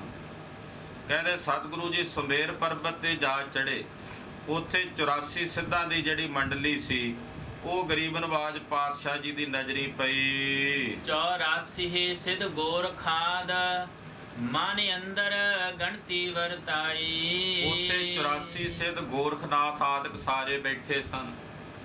ਉਹਨਾਂ ਦੇ ਮਨ ਦੇ ਵਿੱਚ ਗੁਰੂ ਸਾਹਿਬ ਨੂੰ ਵੇਖ ਕੇ ਗਿਣਤੀ ਚੱਲਣ ਲੱਗ ਪਈ ਵੀ ਇਹ ਕਿਵੇਂ ਆ ਗਏ ਇੱਥੇ, ਵੀ ਇੱਥੇ ਤੱਕ ਤਾਂ ਸਾਡੇ ਤੋਂ ਬਿਨਾਂ ਕੋਈ ਪਹੁੰਚਦਾ ਹੀ ਨਹੀਂ, ਸਿੱਧਾਂ ਤੋਂ ਬਿਨਾਂ ਇਹ ਇੱਥੇ ਕਿਵੇਂ ਆ ਗਏ। ਖਾਲਸਾ ਜੀ ਗੋਰਖਨਾਥ ਭਾਵੇਂ ਕਿ ਗੁਰੂ ਨਾਨਕ ਸਾਹਿਬ ਜੀ ਤੋਂ ਕਾਫੀ ਪਹਿਲਾਂ ਹੋਇਆ, ਪਰ ਗੁਰੂ ਖਾਲਸਾ ਜੀ ਇਹੋ ਜਿਹੇ ਜਿਹੜੇ ਸਿੱਧ ਪੁਰਸ਼ ਹੁੰਦੇ ਆ ਉਹ ਸੰਸਾਰ ਦੇ ਵਿੱਚ ਵਰਤਦੇ ਆ। ਉੱਥੇ ਸਾਡੀ ਪਹੁੰਚ ਨਹੀਂ, ਗੁਰੂ ਨਾਨਕ ਸਾਹਿਬ ਦੀ ਪਹੁੰਚ ਹੈ। ਮਹਾਰਾਜ ਜੀ ਉਹਨਾਂ ਤੱਕ ਪਹੁੰਚਦੇ। ਇਸੇ ਕਰਕੇ ਉਹ ਸਿੱਧ ਹੈਰਾਨ ਹੋਏ ਵੀ ਇਹ ਸਾਡੇ ਤੱਕ ਕਿਵੇਂ ਆ ਗਏ, ਇੱਥੇ ਕਿਵੇਂ ਪਹੁੰਚ ਗਏ। ਉਹਨਾਂ ਦੇ ਮਨਾਂ ਦੇ ਵਿੱਚ ਗਿਣਤੀਆਂ ਚੱਲਣ ਲੱਗ ਪਈਆਂ। ਸਿੱਧ ਪੁੱਛਣ ਸੁਣ ਬਾਲਿਆ, ਕੌਣ ਸਕਤ ਤੋਹ ਇੱਥੇ ਲਿਆਈ। ਉਹਨਾਂ ਸਿੱਧਾਂ ਦੀ ਉਮਰ ਬੜੀ ਲੰਮੀ ਸੀ। ਮਹਾਰਾਜ ਜੀ ਨੂੰ ਵੇਖ ਕੇ, ਹੁਣ ਸਤਿਗੁਰੂ ਜੀ ਉਸ ਵੇਲੇ ਕੋਈ 35-40 ਸਾਲ ਦੇ ਵਿਚਕਾਰ ਦੀ ਉਮਰ ਸੀ ਸਤਿਗੁਰਾਂ ਦੀ। ਮਹਾਰਾਜ ਜੀ ਨੂੰ ਵੇਖ ਕੇ ਬਾਲਾ ਕਹਿੰਦੇ ਆ, ਬਾਲਾ ਬਾਲਕ ਕਹਿੰਦੇ, ਉਹ ਬਾਲਿਆ ਹੋਏ ਬਾਲਕ, ਤੁਹਾਨੂੰ ਕਿਹੜੀ ਸ਼ਕਤੀ ਇੱਥੇ ਲੈ ਕੇ ਆਈ ਹੈ। ਇੱਥੇ ਤੱਕ ਤਾਂ ਕੋਈ ਪਹੁੰਚ ਨਹੀਂ ਸਕਦਾ। ਸਾਡੇ ਵਰਗੇ ਸਿੱਧ ਆਪਣੇ ਸਿੱਧੀਆਂ ਦੇ ਬਲ ਨਾਲ ਪਹੁੰਚਦੇ ਨੇ। ਤੁਹਾਨੂੰ ਕਿਹੜੀ ਸ਼ਕਤੀ ਹੈ ਜਿਹੜੀ ਇੱਥੇ ਲੈ ਕੇ ਆਈ ਹੈ। ਹੋ ਜਪਿਆ ਪਰਮੇਸ਼ਰੋ, ਭਾਉ ਭਗਤ ਸੰਗ ਤਾੜੀ ਲਾਈ। ਮਹਾਰਾਜ ਜੀ ਅੱਗੋਂ ਬੋਲੇ, ਕਹਿੰਦੇ ਮੈਂ ਨਿਰੰਕਾਰ ਦਾ ਪਰਮੇਸ਼ਰ ਦਾ ਨਾਮ ਜਪਿਆ ਔਰ ਪ੍ਰੇਮਾ ਭਗਤੀ ਦੇ ਨਾਲ ਅਸੀਂ ਆਪਣੀ ਸਮਾਧੀ ਲਾਈ ਹੋਈ ਹੈ। ਸਾਡੀ ਜਿਹੜੀ ਸਮਾਧੀ ਹੈ, ਤਾੜੀ ਦਾ ਮਤਲਬ ਹੁੰਦਾ ਸਮਾਧੀ, ਸਾਡੀ ਪਰਮੇਸ਼ਰ ਦੀ ਪ੍ਰੇਮਾ ਭਗਤੀ ਦੇ ਨਾਲ ਜਿਹੜੀ ਹੈ ਉਹ ਸਮਾਧੀ ਲੱਗੀ ਹੋਈ ਹੈ। ਇਹ ਜਿਹੜੀ ਪ੍ਰੇਮਾ ਭਗਤੀ ਦੀ ਸਮਾਧੀ ਹੈ 8 ਪਹਿਰ ਨਿਰੰਤਰ ਲੱਗੀ ਰਹਿੰਦੀ ਹੈ। ਆਖਣ ਸਿੱਧ ਸੁਣ ਬਾਲਿਆ, ਆਪਣਾ ਨਾਉ ਤੁਮ ਦੇਹੁ ਬਤਾਈ। ਫਿਰ ਉਹ ਸਿੱਧ ਪੁੱਛਣ ਲੱਗੇ ਮਹਾਰਾਜ ਜੀ ਨੂੰ, ਕਹਿਣ ਲੱਗੇ, ਹੇ ਬਾਲਕ ਤੇਰਾ ਨਾਂ ਕੀ ਹੈ, ਤੂੰ ਆਪਣਾ ਨਾਮ ਦੱਸ। ਆਪਣੇ ਨਾਂ ਬਾਰੇ ਸਾਨੂੰ ਜਾਣਕਾਰੀ ਦੇ ਕਿ ਤੇਰਾ ਕੀ ਨਾਮ ਹੈ। ਬਾਬਾ ਆਖੇ ਨਾਥ ਜੀ, ਨਾਨਕ ਨਾਮ ਜਪੇ ਗਤ ਪਾਈ। ਤੇ ਸਤਿਗੁਰੂ ਜੀ ਨੇ ਅੱਗੋਂ ਬਚਨ ਆਖਿਆ, ਮੇਰਾ ਨਾਮ ਹੈ ਨਾਨਕ ਨਿਰੰਕਾਰੀ। ਨਾਨਕ ਨਿਰੰਕਾਰੀ ਕਿਉਂ ਕਿਹਾ? ਵੀ ਮੈਂ ਨਿਰੰਕਾਰ ਦੇ ਜਾਪ ਨੂੰ ਜਪਣ ਵਾਲਾ ਹਾਂ। ਆਪਣੇ ਆਪ ਨੂੰ ਨਿਰੰਕਾਰ ਨਹੀਂ ਆਖਿਆ। ਨਾਨਕ ਨਿਰੰਕਾਰੀ ਜਿਹੜਾ ਨਿਰੰਕਾਰ ਦੀ ਆਰਾਧਨਾ ਕਰੇ। ਕਹਿਣ ਲੱਗੇ ਮਹਾਰਾਜ ਜੀ ਵੀ ਸਾਡਾ ਨਾਮ ਨਾਥ ਜੀ ਨਾਨਕ ਹੈ। ਬਾਬਾ ਆਖੇ ਨਾਥ ਜੀ, ਬਾਬਾ ਬੋਲਿਆ ਨਾਥ ਜੀ ਨਾਨਕ, ਨਾਨਕ ਨਾਂ ਹੈ ਸਾਡਾ। ਨਾਮ ਜਪੇ ਗਤ ਪਾਈ।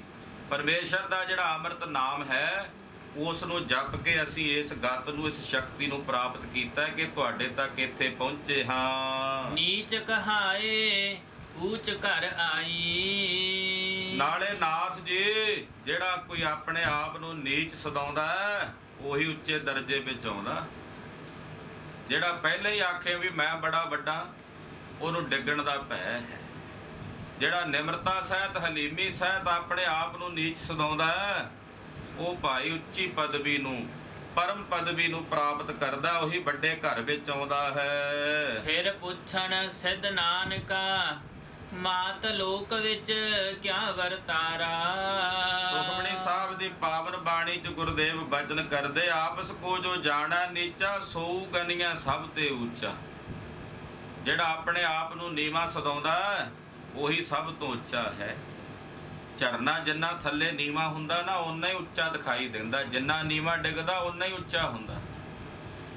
ਤੇ ਹੁਣ 29ਵੀਂ ਪੌੜੀ ਮਹਾਰਾਜ ਜੀ ਸਿੱਧਾਂ ਦੇ ਨਾਲ ਪ੍ਰਸ਼ਨੋਤਰ ਕਰਦੇ ਨੇ। ਫਿਰ ਪੁੱਛਦੇ ਨੇ ਸਿੱਧ ਨਾਨਕਾ, ਮਾਤ ਲੋਕ ਵਿੱਚ ਕਿਆ ਵਰਤਾਰਾ।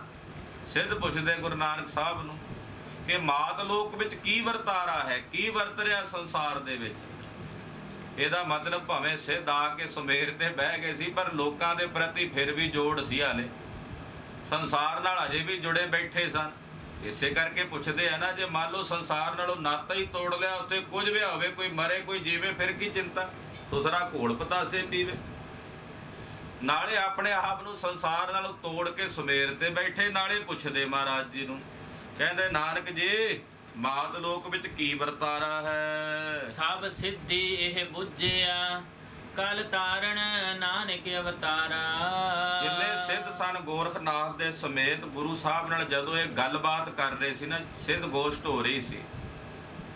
ਜਿਹੜੀ ਖਾਲਸਾ ਜੀ ਜਪਜੀ ਸਾਹਿਬ ਦੀ ਬਾਣੀ ਸਿੱਧਾਂ ਨਾਲ ਚਰਚਾ ਹੋਈ। ਸਿੱਧ ਗੋਸ਼ਟ ਜਿਹੜੀ ਬਾਣੀ ਰਾਮਕਲੀ ਰਾਗ ਵਿੱਚ, ਉਹ ਇਹਨਾਂ ਸਿੱਧਾਂ ਨਾਲ ਮਹਾਰਾਜ ਜੀ ਦੇ ਬਚਨ ਸਵਾਲ ਜਵਾਬ ਹੋਏ।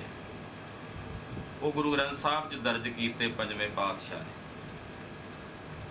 ਇਹਨਾਂ ਸਿੱਧਾਂ ਨੇ ਗੱਲ ਪੱਕੇ ਤੌਰ ਤੇ ਜਾਣ ਲਈ ਸਭ ਸਿੱਧੀ ਇਹ ਬੁੱਝਿਆ। ਬੁੱਝਿਆ ਦਾ ਮਤਲਬ ਵੀ ਜਾਣ ਗਏ। ਕਲ ਤਾਰਨ ਨਾਨਕ ਅਵਤਾਰਾ, ਕਿ ਕਲਯੁਗ ਦੇ ਲੋਕਾਂ ਨੂੰ ਤਾਰਨ ਵਾਸਤੇ ਗੁਰੂ ਨਾਨਕ ਸਾਹਿਬ ਦਾ ਅਵਤਾਰ ਹੋਇਆ ਸੰਸਾਰ ਵਿੱਚ। ਇਹ ਸਿੱਧ ਬੁੱਝ ਗਏ ਸਨ।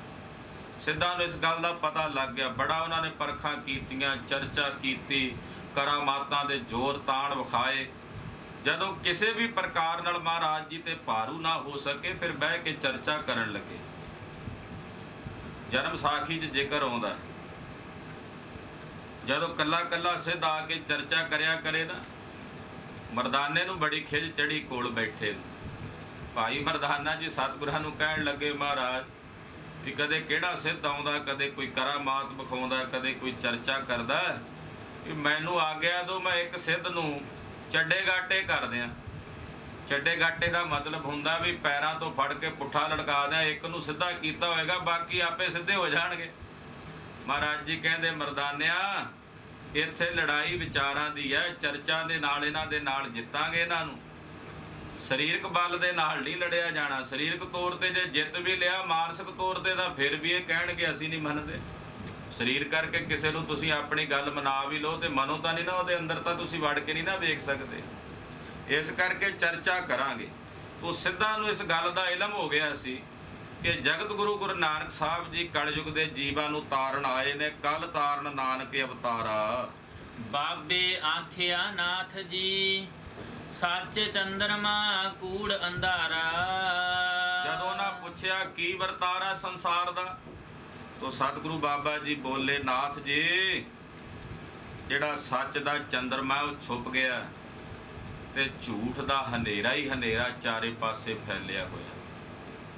ਕੂੜ ਅਬਾਵਸ ਸੱਚ ਚੰਦਰਮਾ ਦਿਸੈ ਨਾਹੀ ਕਹਿ ਚੜਿਆ। ਝੂਠ ਦਾ ਵਰਤਾਰਾ ਸੰਸਾਰ ਦੇ ਵਿੱਚ ਵਰਤ ਗਿਆ। ਕਲਯੁਗ ਰਥ ਅਗਨ ਕਾ ਕੂੜ ਅਗਾ ਰਥਵਾਹੋ। ਤੇ ਝੂਠ ਦੇ ਅੰਧਕਾਰ ਦੇ ਵਿੱਚ ਸੱਚ ਰੂਪੀ ਚੰਦਰਮਾ ਨਜ਼ਰ ਨਹੀਂ ਆਉਂਦਾ। ਕੂੜ ਅਮਾਵਸ ਵਰਤਿਆ ਹਉ ਭਾਲਣ ਚੜਿਆ ਸੰਸਾਰਾ। ਪਾਤਸ਼ਾਹ ਕਹਿੰਦੇ ਝੂਠ ਦੀ ਮੱਸਿਆ ਦੀ ਰਾਤ ਵਰਤ ਗਈ ਆ ਸਾਰੇ ਸੰਸਾਰ 'ਚ, ਤੇ ਅਸੀਂ ਭਾਲਣ ਟੁਰਿਆ ਸੱਚ ਨੂੰ, ਸੱਚ ਲੱਭਣ ਟੁਰਿਆ ਵੀ ਕਿੱਥੇ ਕਿੱਥੇ ਸੱਚ ਹੈ। ਮਹਾਰਾਜ ਜੀ ਕਹਿੰਦੇ ਉਹਦੀ ਭਾਲ ਕਰਨ ਵਾਸਤੇ ਅਸੀਂ ਸੰਸਾਰ ਦੇ ਵਿੱਚ ਚੜ੍ਹੇ ਆ, ਯਾਨੀ ਕਿ ਉਦਾਸੀਆਂ ਕਰ ਰਹੇ ਹਾਂ। ਪਾਪ ਗਿਰਾਸੀ ਪਿਰਥਮੀ ਧੌਲ ਖੜਾ ਧਰ ਹੇਠ ਪੁਕਾਰਾ। ਸਾਰੀ ਧਰਤੀ ਪਾਪਾਂ ਨਾਲ ਗਰਸੀ ਗਈ ਹੈ ਸਿੱਧੋ, ਤੇ ਜਿਹੜਾ ਥੱਲੇ ਧਰਮ ਰੂਪੀ ਧੌਲ ਖੜਾ ਬਲਦ, ਉਹ ਵੀ ਵਿਚਾਰਾ ਦੁਖੀ ਹੋ ਕੇ ਪੁਕਾਰਾ ਕਰ ਰਿਹਾ ਕਿ ਹੇ ਵਾਹਿਗੁਰੂ ਮੈਨੂੰ ਆਸਰਾ ਦਿਓ, ਧੀਰਜ ਦਿਓ, ਧਰਮ ਪੰਖ ਕਰ ਉੱਡ ਰਿਹਾ। ਕਹਿੰਦੇ ਧਰਮ ਖੰਭ ਲਾ ਕੇ ਉੱਡ ਗਿਆ। ਮਨ ਨੂੰ ਐਸਾ ਵਰਤਾਰਾ ਕਲਯੁਗ ਵਿੱਚ ਸੰਸਾਰ ਦੇ ਵਿੱਚ ਵਰਤ ਗਿਆ। ਸਿਧ ਛਪ ਬੈਠੇ ਪਰਬਤੀ ਕੌਣ ਜਗਤਰ ਕੋ ਪਾਰੀ ਉਤਾਰਾ। ਤੇ ਤੁਹਾਡੇ ਵਰਗੇ ਜਿਹੜੇ ਸਿੱਧ ਜਿਨ੍ਹਾਂ ਨੇ ਲੋਕਾਂ ਨੂੰ ਰਾਹ ਪਾਉਣਾ ਸੀ, ਉਹ ਆ ਕੇ ਪਰਬਤਾਂ 'ਚ ਛੁਪ ਕੇ ਬਹਿ ਗਏ। ਤੇ ਜੇ ਹੁਣ ਸਿੱਧ ਸਾਰੇ ਪਰਬਤਾਂ 'ਚ ਆ ਕੇ ਛੁਪ ਬੈਠੇ ਤੇ ਜਗਤ ਨੂੰ ਪਾਰ ਕੌਣ ਉਤਾਰੇ? ਇਹ ਸੰਸਾਰ ਦਾ ਹੁਣ ਪਾਰ ਉਤਾਰਾ ਕੌਣ ਕਰੇ? ਜੋਗੀ ਗਿਆਨ ਵਿਹੂਣਿਆ ਨਿਸਦਨ ਅੰਗ ਲਗਾਇਨ ਛਾਰਾ। ਜਿਹੜੇ ਯੋਗੀ ਨੇ ਉਹ ਵੀ ਗਿਆਨ ਵਿਹੂਣੇ ਹੋ ਗਏ ਨੇ। ਉਹ ਰਾਤ ਦਿਨ ਆਪਣੇ ਸਰੀਰ ਦੇ ਉੱਤੇ ਸਵਾਵਾਂ ਮੜ ਕੇ ਤੁਰੇ ਫਿਰਦੇ ਆ ਤੇ ਕਹਿੰਦੇ ਅਸੀਂ ਯੋਗੀ ਹਾਂ। ਨਿਸ ਦਿਨ ਅੰਗ ਲਗਾਇਨ ਛਾਰਾ। ਸਵਾਹ ਲੈਂਦੀ ਆ ਮੁੜ ਕੇ ਫੇਰ ਲਾ ਲੈਂਦੇ ਆ, ਲੈਂਦੀ ਆ ਫੇਰ। ਰਾਤ ਦਿਨ ਸਵਾਹ ਹੀ ਮਲਦੇ ਰਹਿੰਦੇ ਸਰੀਰ ਦੇ ਉੱਤੇ। ਅੰਦਰੋਂ ਭਾਵੇਂ ਈਰਖਾ ਦੇ ਭਾਂਬੜ ਮਚਦੇ ਹੋਣ, ਬਾਹਰੋਂ ਸਵਾਹ ਲਾ ਕੇ ਸਰੀਰ ਨੂੰ ਕਹਿੰਦੇ ਅਸੀਂ ਸਵਾਹ ਵਾਂਗੂ ਸ਼ਾਂਤ ਹੋ ਗਏ ਹਾਂ। ਔਰ ਸਵਾਹ ਤਾਂ ਉੱਪਰ ਹੀ ਹੈ, ਅੰਦਰ ਤਾਂ ਅੱਗ ਦੇ ਭਾਂਬੜ ਮਚਦੇ ਆ। ਸੁਥਰੇ ਸ਼ਾਹ ਗੁਰੂ ਹਰ ਰਾਏ ਸਾਹਿਬ ਜੀ ਦੇ, ਗੁਰੂ ਹਰਗੋਬਿੰਦ ਸਾਹਿਬ ਦੇ ਸੀਸ ਤੇ ਚਬਰ ਝੁਲਾ ਰਿਹਾ। ਇੱਕ ਯੋਗੀ ਆਇਆ, ਸਰੀਰ ਤੇ ਸਵਾਹ ਮਲੀ ਤੇ ਸਾਹਮਣੇ ਬਹਿ ਗਿਆ। ਉਹਨੇ ਆਖਿਆ ਚੱਲ ਮੇਰੀ ਪੂਜਾ ਹੋਵੇਗੀ, ਪਰ ਉਹਦੇ ਵੱਲ ਕਿਹਨੇ ਜਾਣਾ ਸੀ? ਅੱਖਾਂ ਮੀਚ ਕੇ ਬੈਠਾ ਭਾਈ ਸੁਥਰੇ ਦੀ ਨਿਗਾਹ ਪੈ। ਅੱਖਾਂ ਖੋਲ ਕੇ ਵੇਖੀਆਂ ਤੇ ਸੁਥਰੇ ਨੇ ਉਂਗਲ ਕਰਤੀ ਉਹਦੇ ਵੱਲ। ਉਹਨੂੰ ਬੜਾ ਗੁੱਸਾ ਜਿਹਾ ਚੜਿਆ ਵੀ ਮੇਰੇ ਵੱਲ ਉਂਗਲ ਕਰਦਾ, ਟਿਚਰ ਕਰਦਾ। ਅੱਖਾਂ ਬੰਦ ਕਰ ਲਈਆਂ। ਥੋੜੇ ਸਮੇਂ ਬਾਅਦ ਫਿਰ ਖੋਲੀਆਂ ਤੇ ਫਿਰ ਉਂਗਲ ਕਰਤੀ। 2-3 ਵਾਰੀ ਹੋਇਆ। ਆਖਰਕਾਰ ਉਹ ਗੁਰੂ ਸਾਹਿਬ ਕੋਲ ਆਇਆ, ਕਹਿੰਦਾ ਤੁਹਾਡੇ ਸਿੱਖਾਂ ਨੂੰ ਸਭਿਅਤਾ ਦਾ ਨਹੀਂ ਪਤਾ ਵੀ ਮੈਂ ਸਿੱਧ ਯੋਗੀ ਹਾਂ ਤੇ ਮੇਰੇ ਵੱਲ ਇਹ ਉਂਗਲ ਕਰਦਾ, ਬਾਰ-ਬਾਰ ਟਿਚਰਾਂ ਕਰਦਾ ਮੈਨੂੰ। ਮਹਾਰਾਜ ਜੀ ਕਹਿੰਦੇ ਸੁਥਰਿਆ ਕੀਤਾ ਕੁਝ? ਸੁਥਰਾ ਅੱਗੋਂ ਹੱਥ ਜੋੜ ਕੇ ਕਹਿੰਦਾ ਮੇਰੀ ਕੀ ਤਾਕਤ ਮਹਾਰਾਜ, ਏਡੇ ਵੱਡੇ ਯੋਗੀ ਨੂੰ ਮੈਂ ਉਂਗਲ ਕਰਾਂ? ਕਹਿੰਦਾ ਵੇਖੋ ਜੀ ਤੁਹਾਡੇ ਸਿੱਖ ਤਾਂ ਝੂਠ ਵੀ ਬੋਲਦੇ ਨੇ। ਮਹਾਰਾਜ ਜੀ ਕਹਿੰਦੇ ਸੁਥਰਿਆ ਵੀ ਕੁਝ ਤਾਂ ਕੁਝ ਕੀਤਾ, ਤਾਂ ਹੀ ਵਿਚਾਰਾ ਇਹ ਸਿੱਧ ਯੋਗੀ ਅੱਗ ਭੰਬੂੜਾ ਹੋਇਆ ਆਇਆ। ਕਹਿੰਦਾ ਮਹਾਰਾਜ ਮੈਂ ਤਾਂ ਸਵਾਹ ਫਰੋੜ ਕੇ ਵੇਖਦਾ ਸੀ ਉਂਗਲ ਨਾਲ ਕਿ ਸਵਾਹ ਹੈ ਕਿ ਅੰਦਰ ਅੱਗ ਵੀ ਹੈ। ਮਹਾਰਾਜ ਸਵਾਹ ਦਾ ਉੱਤੇ ਹੀ, ਅੰਦਰ ਤਾਂ ਅੱਗ ਹੀ ਭਰੀ ਹੋਈ ਹੈ। ਕਹਿਣ ਦਾ ਮਤਲਬ ਸੀ, ਸਵਾਹ ਲਾਉਣ ਦਾ ਮਤਲਬ ਹੁੰਦਾ ਵੀ ਸਵਾਹ ਕਦੋਂ ਬਣਦੀ ਹੈ? ਜਦੋਂ ਅੱਗ ਠੰਡੀ ਹੋ ਜਾਏ ਤੇ ਸਵਾਹ ਬਣ ਜਾਂਦੀ ਹੈ। ਵੀ ਸਾਡੇ ਅੰਦਰੋਂ ਵਿਕਾਰਾਂ ਦੀ ਅੱਗ ਸ਼ਾਂਤ ਹੋ ਗਈ, ਅਸੀਂ ਤਾਂ ਸਵਾਹ ਮਲਦੇ ਹਾਂ। ਪਰ ਹੁਣ ਤਾਂ ਇਹ ਵਿਖਾਵੇ ਵਾਸਤੇ ਹੀ ਮਿਲਦੇ ਨੇ। ਭਾਈ ਗੁਰਦਾਸ ਜੀ ਦੱਸ ਰਹੇ ਨੇ ਕਿ ਗੁਰੂ ਨਾਨਕ ਸਾਹਿਬ ਨੇ ਆਖਿਆ ਕਿ ਜੋਗੀ ਗਿਆਨ ਤੋਂ ਵਿਹੂਣੇ ਹੋ ਕੇ ਰਾਤ ਦਿਨ ਕੇਵਲ ਸਰੀਰ ਦੇ ਉੱਤੇ ਸਵਾਹ ਹੀ ਮਲੀ ਜਾਂਦੇ ਹਨ। ਬਾਜ ਗੁਰੂ ਡੁੱਬਾ ਜਗ ਸਾਰਾ। ਪੂਰੇ ਗੁਰੂ ਤੋਂ ਬਿਨਾਂ ਸਾਰਾ ਜਗਤ ਡੁੱਬ ਰਿਹਾ ਹੈ ਸਿੱਧੋ। ਪੂਰੇ ਗੁਰੂ ਤੋਂ ਬਿਨਾਂ ਸੰਸਾਰ ਡੁੱਬ ਰਿਹਾ ਹੈ। ਸੁਣੋ ਜਿਹੜੀ ਭਾਰਤ ਦੀ ਦੁਰਦਸ਼ਾ, 30ਵੀਂ ਪੌੜੀ ਭਾਈ ਗੁਰਦਾਸ ਜੀ ਉਚਾਰਦੇ ਹਨ। ਕਲ ਆਈ ਕੁੱਤੇ ਮੋਹੀ ਖਾਜ ਹੋਇਆ ਮੁਰਦਾਰ ਗੁਸਾਈ। ਇਹ ਗੁਸਾਈ ਕਲਯੁਗ ਦੀ ਜਿਹੜੀ ਸ੍ਰਿਸ਼ਟੀ ਹੈ ਕੁੱਤੇ ਮੂੰਹੀ ਹੋ ਗਈ ਹੈ। ਹੁਣ ਕੁੱਤੇ ਮੂੰਹੀ ਦਾ ਮਤਲਬ ਹੈ ਵੀ ਉਹਨੇ ਇਹ ਨਹੀਂ ਵੇਖਣਾ ਵੀ ਮੈਂ ਕੀ ਖਾਣਾ ਕੀ ਨਹੀਂ ਖਾਣਾ। ਜਿੱਥੇ ਉਹਨੇ ਮੂੰਹ ਮਾਰਨਾ ਗੰਦਮੰਦ ਖਾਈ ਜਾਣਾ, ਪਾਖਾ ਪੱਖ ਸਭ ਖਾਈ ਜਾਣਾ। ਕਹਿੰਦੇ ਜਿਹੜੇ ਕਲਯੁਗ ਦੀ ਸ੍ਰਿਸ਼ਟੀ ਆ ਕੁੱਤੇ ਮੂੰਹੀ ਹੋ ਗਈ ਹੈ, ਹੱਕ ਬੇਹੱਕ ਸਭ ਖਾਈ ਜਾਂਦੇ ਆ। ਜਿਹੜਾ ਹੱਕ ਹੈ ਉਹ ਤਾਂ ਚਲੋ ਖਾਣਾ, ਜਿਹੜਾ ਬੇਹੱਕ ਹੈ ਜਿਹਦੇ ਤੇ ਹੱਕ ਹੀ ਕੋਈ ਨਹੀਂ ਲੋਕਾਂ ਦਾ, ਉਹ ਵੀ ਖਾ ਲੈਣਾ, ਗਰੀਬਾਂ ਦਾ ਖਾ ਲੈਣਾ, ਰਿਸ਼ਵਤਾਂ ਦੇ ਰੂਪ ਦੇ ਵਿੱਚ ਖਾ ਲੈਣਾ।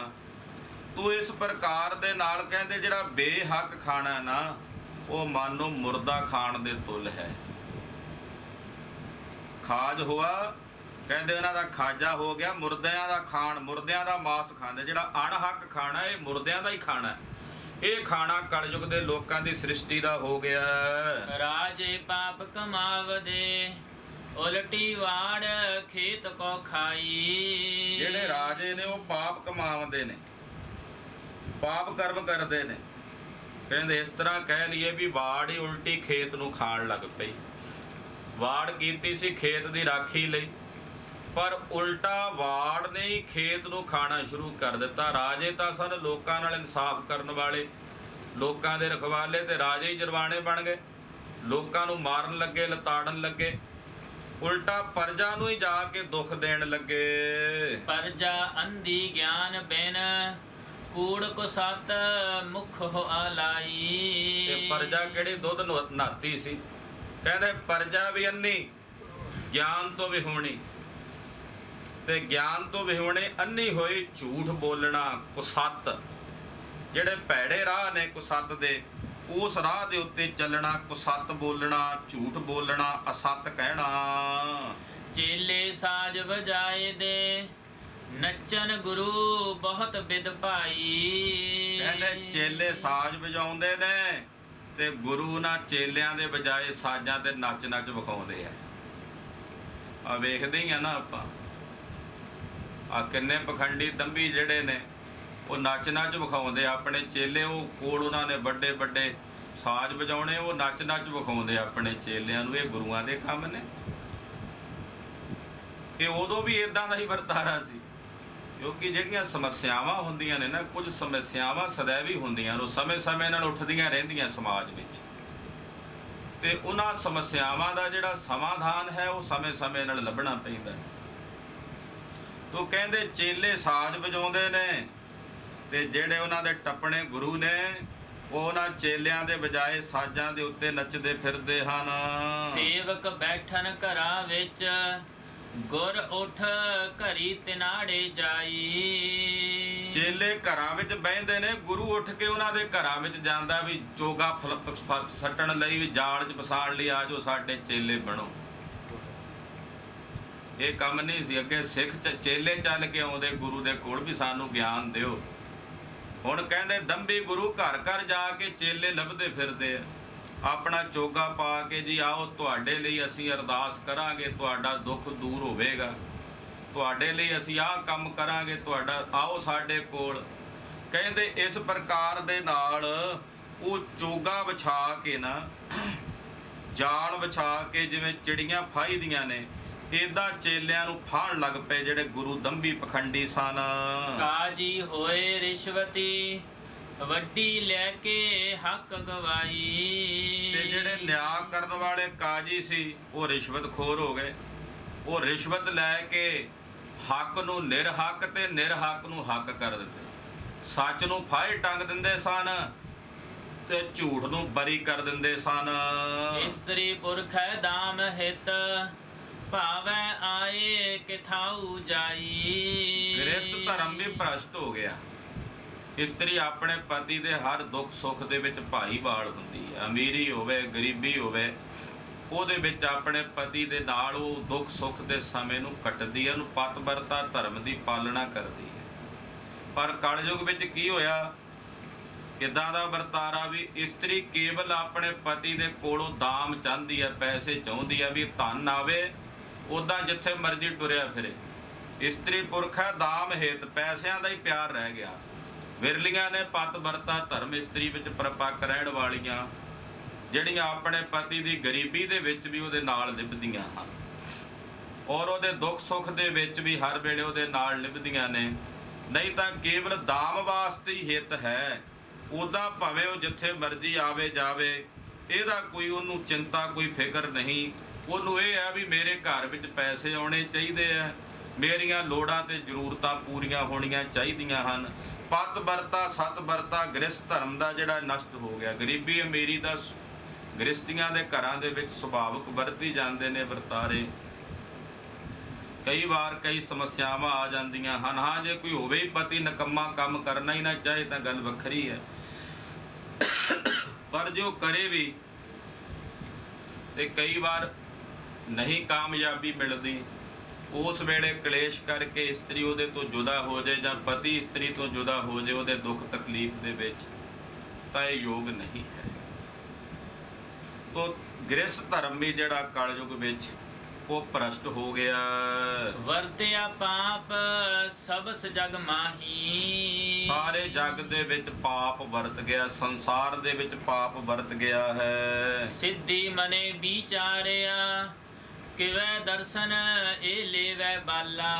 ਸਿੱਧਾ ਨੇ ਹੁਣ ਮਨ 'ਚ ਵਿਚਾਰ ਕੀਤੀ ਵੀ ਇਹ ਜਿਹੜਾ ਬਾਲਕ ਹੈ, ਗੁਰੂ ਨਾਨਕ ਸਾਹਿਬ ਨੂੰ ਬਾਲਕ ਦੱਸਦੇ ਆ, ਇਹ ਸਾਡਾ ਦਰਸ਼ਨ ਕਿਵੇਂ ਲਵੇ। ਦਰਸ਼ਨ ਦਾ ਮਤਲਬ ਵੀ ਸਾਡਾ ਮਤ, ਇਹ ਸਾਡਾ ਧਰਮ ਕਿਵੇਂ ਗ੍ਰਹਿਣ ਕਰੇ। ਇਸ ਗੱਲ ਦੀ ਵਿਚਾਰ ਕਰਨ ਲੱਗੇ ਸਿੱਧ ਕਿਉਂ ਵਿਚਾਰ ਕਰਨ ਲੱਗੇ ਦੱਸਦੇ ਨੇ।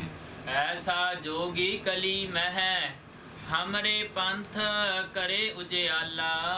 ਸਿੱਧ ਇਸ ਕਰਕੇ ਗੁਰੂ ਸਾਹਿਬ ਨੂੰ ਆਪਣੇ ਮੱਤ 'ਚ ਲਿਆਉਣਾ ਚਾਹੁੰਦੇ ਨੇ। ਉਹ ਕਹਿੰਦੇ ਜੇ ਇਹੋ ਜਿਹਾ ਯੋਗੀ ਸਾਡੇ ਮੱਤ 'ਚ ਆ ਗਿਆ ਨਾ, ਰੌਸ਼ਨ ਦਿਮਾਗ, ਇਹ ਕਲਯੁਗ ਵਿੱਚ ਸਾਡੇ ਮੱਤ ਦਾ ਫੈਲਾਵ ਕਰ ਦੇਗਾ, ਯੋਗੀਆਂ ਦਾ ਹੀ ਬੋਲਬਾਲਾ ਹੋਵੇਗਾ। ਹਮਰੇ ਪੰਥ, ਸਾਡੇ ਪੰਥ ਨੂੰ ਚਾਰ ਚੰਨ ਲਾ ਦੇਗਾ ਜੇ ਕਿਤੇ ਸਾਡੇ ਮੱਤ ਵਿੱਚ ਯੋਗੀ ਆ ਕੇ ਯੋਗੀ ਬਣ ਜਾਏ। ਖੱਪਰ ਦਿੱਤਾ ਨਾਥ ਜੀ ਪਾਣੀ ਭਰ ਲੈਵਣ ਉੱਠ ਚਾਲਾ। ਗੋਰਖਨਾਥ ਨੇ ਕੀ ਕੀਤਾ, ਗੁਰੂ ਸਾਹਿਬ ਨੂੰ ਲਭਾਉਣ ਲਈ ਨਾ ਖੱਪਰ ਦਿੱਤਾ ਇੱਕ। ਆਖਿਆ ਵੀ ਜਾਓ ਬਾਲਕ, ਉਹ ਸਾਹਮਣੇ ਇੱਕ ਤਲਾਬ ਹੈ, ਉੱਥੋਂ ਪਾਣੀ ਭਰ ਕੇ ਲਿਆਓ। ਤੇ ਸਤਿਗੁਰੂ ਜੀ ਪਾਣੀ ਭਰਨ ਵਾਸਤੇ ਉੱਠ ਕੇ ਗਏ। ਬਾਬਾ ਆਇਆ ਪਾਣੀਐ ਡਿੱਠੇ ਰਤਨ ਜਵਾਹਰ ਲਾਲਾ। ਗੋਰਖਨਾਥ ਨੇ ਮਾਇਆ ਵਰਤਾਈ ਉੱਥੇ ਆਪਣੀ ਕਰਾਮਾਤ। ਉਹਨੇ ਕੀ ਕੀਤਾ, ਜਿਹੜਾ ਉਹ ਪਾਣੀ ਦਾ ਤਲਾਬ ਸੀ ਉਹਨੂੰ ਸਾਰੇ ਨੂੰ ਰਤਨਾਂ ਜਵਾਹਰਾਂ ਤੇ ਲਾਲਾਂ ਨਾਲ ਭਰ ਦਿੱਤਾ ਵੀ ਸ਼ਾਇਦ ਗੁਰੂ ਸਾਹਿਬ ਵੇਖ ਕੇ ਭਰਮ ਜਾਣ, ਲਾਲ ਰਤਨ ਹੀਰੇ ਤੇ ਸਾਡੇ ਮੱਤ 'ਚ ਆ ਜਾਣ। ਲੋਭ ਵੇਖ ਕੇ ਤੇ ਇਹਨਾਂ ਨੂੰ ਆਪਣੇ ਮੱਤ 'ਚ ਲੈ ਆਵਾਂਗੇ। ਵੀ ਇਹ ਤਾਂ ਹਾਜ਼ਰ ਜਵਾਬ ਨੇ, ਬੜਾ ਰੋਸ਼ਨ ਦਿਮਾਗ ਆ ਇਹਨਾਂ ਦਾ, ਸਾਡੇ ਪੰਥ ਨੂੰ ਚਾਰ ਚੰਨ ਲਾਹਣਗੇ। ਕਹਿੰਦੇ ਇਸ ਪ੍ਰਕਾਰ ਨਾਲ ਗੋਰਖਨਾਥ ਨੇ ਆਪਣੀ ਉਹ ਕਰਾਮਾਤ ਵਿਖਾ ਕੇ ਉਹ ਜਿੰਨਾ ਵੀ ਸਰੋਵਰ ਸੀ ਉਹ ਰਤਨ ਜਵਾਹਰਾਂ ਤੇ ਲਾਲਾਂ ਨਾਲ ਭਰ ਦਿੱਤਾ। ਸਤਿਗੁਰ ਅਗਮ ਅਗਾਧ ਪੁਰਖ ਕਿਹੜਾ ਚੱਲੇ ਗੁਰੂ ਦੀ ਝਾਲਾ। ਪਰ ਗੋਰਖ ਨੂੰ ਕੀ ਪਤਾ ਸੀ ਵੀ ਇਹ ਜਿੰਨੇ ਹੀਰੇ ਲਾਲ ਪੰਨੇ ਸ਼ਬਦ ਨੇ ਇਹ ਸਾਰੇ ਗੁਰੂ ਨਾਨਕ ਸਾਹਿਬ ਦੇ ਪੈਦਾ ਕੀਤੇ ਹੋਏ ਨੇ। ਉਹਨਾਂ ਦੀ ਪੈਦਾ ਕੀਤੀ ਚੀਜ਼ ਉਹਨਾਂ ਨੂੰ ਕੀ ਭਰਮਾਏਗੀ। ਉਹ ਤਾਂ ਜਿਹੜੇ ਪੱਥਰ ਨੂੰ ਛੂਹ ਦੇਣ ਉਹ ਵੀ ਹੀਰੇ ਬਣ ਜਾਂਦੇ ਨੇ। ਆਹ ਕੀ ਭਰਮਾਉਣਗੇ। ਸਤਿਗੁਰੂ ਅਗਮ ਅਗਾਧ ਪੁਰਖ, ਉਹ ਤਾਂ ਅਗਮ ਅਗਾਧ ਪੁਰਖ ਨੇ। ਕਿਹੜਾ ਹੈ ਐਸਾ ਜਿਹੜਾ ਮੇਰੇ ਸਤਿਗੁਰਾਂ ਦੀ ਚਾਲ ਚੱਲ ਸਕੇ। ਮੇਰੇ ਸਤਿਗੁਰਾਂ ਦਾ ਪ੍ਰਤਾਪ ਐਸਾ ਹੈ। ਕਿਹੜਾ ਐਸਾ ਸਖਸ਼ਮ ਜਿਹੜਾ ਮੇਰੇ ਸਤਿਗੁਰੂ ਗੁਰੂ ਨਾਨਕ ਸਾਹਿਬ ਦੀ ਚਾਲ ਨੂੰ ਚੱਲ ਸਕੇ। ਫਿਰ ਆਇਆ ਗੁਰਨਾਥ ਜੀ ਪਾਣੀ ਠੋੜ ਨਹੀਂ ਉਸ ਤਾਲਾ। ਕਹਿਣ ਲੱਗੇ ਫੇਰ ਉਸ ਵਕਤ ਸਤਿਗੁਰੂ ਜੀ ਵਾਪਸ ਆ ਗਏ। ਆਖਿਆ ਨਾਥ ਜੀ ਉੱਥੇ ਦਾ ਪਾਣੀ ਹੈ ਹੀ ਨਹੀਂ। ਗੋਰਖ ਨੇ ਜਦੋਂ ਜਾ ਕੇ ਵੇਖਿਆ ਉੱਥੇ ਹੀਰੇ ਮੋਤੀ ਵੀ ਕੋਈ ਨਹੀਂ ਜਿਹੜੇ ਉਹਨੇ ਬਣਾਏ ਹੋਏ ਸਨ। ਵੇਖਿਆ ਵੀ ਹੀਰੇ ਮੋਤੀ ਵੀ ਗਾਇਬ ਕਰ ਦਿੱਤੇ ਸਤਿਗੁਰਾਂ ਨੇ ਉੱਥੋਂ। ਉਹ ਕਰਾਮਾਤ ਨਾਲ ਵਿਖਾਉਂਦਾ ਮਹਾਰਾਜ ਜੀ ਨੇ ਖਤਮ ਕਰ ਦਿੱਤੇ ਸਾਰੇ। ਇੱਕਦਮ ਹੈਰਾਨ ਹੋ ਗਿਆ ਗੋਰਖਨਾਥ ਵੇਖ ਕੇ। ਸ਼ਬਦ ਜਿੱਤੀ ਸਿੱਧ ਮੰਡਲੀ ਕੀ ਤੋਸ ਆਪਣਾ ਪੰਥ ਨਿਰਾਲਾ। ਸਤਿਗੁਰੂ ਜੀ ਨੇ ਆਪਣੇ ਸ਼ਬਦ ਦੇ ਨਾਲ ਸਿੱਧਾਂ ਦੀ ਮੰਡਲੀ ਨੂੰ ਜਿੱਤਿਆ ਤੇ ਆਪਣਾ ਨਿਰਾਲਾ ਪੰਥ ਦੱਸਿਆ। ਕੀ ਤੋਸ ਆਪਣਾ ਪੰਥ ਨਿਰਾਲਾ। ਇੱਥੋਂ ਸ਼ੁਰੂਆਤ ਹੁੰਦੀ ਹੈ ਕਿ ਗੁਰੂ ਖਾਲਸਾ ਪੰਥ, ਗੁਰੂ ਕੇ ਸਿੱਖਾਂ ਦਾ ਪੰਥ ਦੁਨੀਆ ਦੇ ਸਾਰੇ ਪੰਥਾਂ ਤੋਂ ਨਿਰਾਲਾ ਹੈ। ਅਸੀਂ ਸਭ ਤੋਂ ਅੱਡਰੇ ਹਾਂ, ਵੱਖਰੇ ਹਾਂ। ਇਹ ਸਤਿਗੁਰੂ ਭਾਈ ਗੁਰਦਾਸ ਜੀ ਕਹਿ ਰਹੇ ਨੇ ਵੀ ਇੱਥੋਂ ਹੀ ਨਿਰਾਲਾ ਪੰਥ ਮਹਾਰਾਜ ਜੀ ਨੇ ਦੱਸ ਦਿੱਤਾ ਵੀ ਸਾਡਾ ਪੰਥ ਨਿਰਾਲਾ, ਤੁਹਾਡੇ ਨਾਲ ਨਹੀਂ ਮਿਲਦਾ। ਔਰ ਆਪ ਕਿਵੇਂ ਕੀਤਾ ਨਿਰਾਲਾ? ਇਦਾਂ ਹੀ ਨਹੀਂ ਕਰ ਦਿੱਤਾ, ਬਕਾਇਦਾ ਚਰਚਾ ਕਰਕੇ ਸਾਬਤ ਕੀਤਾ ਦਲੀਲਾਂ ਦੇ ਕੇ। ਤੋ ਇਸ ਪ੍ਰਕਾਰ ਨਾਲ ਸ਼ਬਦ ਦੇ ਨਾਲ ਸਿੱਧਾਂ ਦੀ ਮੰਡਲੀ ਨੂੰ ਜਿੱਤ ਲਿਆ। ਕਲਯੁਗ ਨਾਨਕ ਨਾਮ ਸੁਖਾਲਾ। ਕਲਯੁਗ ਦੇ ਵਿੱਚ ਜਗਤ ਗੁਰੂ ਗੁਰੂ ਨਾਨਕ ਸਾਹਿਬ ਸੱਚੇ ਪਾਤਸ਼ਾਹ ਜੀ ਮਹਾਰਾਜ ਜੀ ਦਾ ਪਵਿੱਤਰ ਅੰਮ੍ਰਿਤ ਨਾਮ ਉਹ ਸੁਖਾਲਾ ਹੈ, ਸੁਖ ਦੇਣ ਵਾਲਾ ਹੈ। ਸਤਿਗੁਰੂ ਸੱਚੇ ਪਾਤਸ਼ਾਹ ਜੀ ਦਾ ਅੰਮ੍ਰਿਤ ਨਾਮ। ਬਾਬਾ ਫਿਰ ਮੱਕੇ ਗਿਆ, ਨੀਲ ਬਸਤਰ ਧਾਰੇ ਬਨਵਾਰੀ। ਚੱਲ ਰਹੀ ਆਪਾਂ ਅੱਗੇ ਕੰਟੀਨਿਊ ਰੱਖੀਏ। ਹੁਣ ਸਤਿਗੁਰੂ ਸੱਚੇ ਪਾਤਸ਼ਾਹ ਜੀ ਦੇ ਸੰਬੰਧ ਵਿੱਚ ਮੱਕੇ ਦੀ ਯਾਤਰਾ ਸੰਬੰਧੀ ਭਾਈ ਗੁਰਦਾਸ ਜੀ ਲਿਖਣ ਲੱਗੇ। 32ਵੀਂ ਪੌੜੀ ਹੈ ਪਹਿਲੀ ਵਾਰ ਦੀ। ਬਾਬਾ ਜੀ ਫਿਰ ਮੱਕੇ ਗਏ। ਭਾਈ ਗੁਰਦਾਸ ਜੀ ਗੁਰੂ ਸਾਹਿਬ ਨੂੰ ਬਾਬਾ ਜੀ ਲਿਖਦੇ ਆ। ਬਾਬਾ ਕਹਿੰਦੇ ਬਾਬਾ ਜੀ ਫਿਰ ਮੱਕੇ ਨੂੰ ਗਏ। ਨੀਲੇ ਰੰਗ ਦੇ ਵਸਤਰ ਸਰੀਰ ਤੇ ਧਾਰਨ ਕਰਕੇ ਹਾਜੀਆਂ ਵਾਲਾ ਜਿਹੜਾ ਭੇਸ ਸੀ ਉਹ ਬਣਾ ਲਿਆ। ਬਨਵਾਲੀ, ਬਨਵਾਲੀ ਦਾ ਕੀ ਮਤਲਬ ਹੈ? ਬਨਵਾਲੀ ਦਾ ਮਤਲਬ ਹੈ ਵੀ ਜੇਤੂ ਬਣ ਕੇ ਗਏ ਪਹਿਲਾਂ ਹੀ। ਬਨਵਾਲੀ ਕਹਿੰਦੇ ਜਿਹਦੇ ਗਲ 'ਚ ਬਜੰਤੀ ਮਾਲਾ ਪਾਈ ਹੁੰਦੀ ਹੈ ਨਾ, ਬਜੰਤੀ ਜੋ ਜੇਤੂ ਹੁੰਦਾ ਹੈ ਉਹਦੇ ਗਲ 'ਚ ਬਜੰਤੀ ਮਾਲਾ ਹੁੰਦੀ ਹੈ। ਗੁਰੂ ਸਾਹਿਬ ਜਦੋਂ ਗਏ ਉਹ ਪਹਿਲਾਂ ਹੀ ਮੰਨ ਉਹਨਾਂ ਦੇ ਗਲ 'ਚ ਬਜੰਤੀ ਮਾਲਾ ਸੀ ਵੀ ਜਿੱਧਰ ਜਾਂਦੇ ਸੀ ਜਿੱਤਦੇ ਹੀ ਜਾਂਦੇ ਸਨ।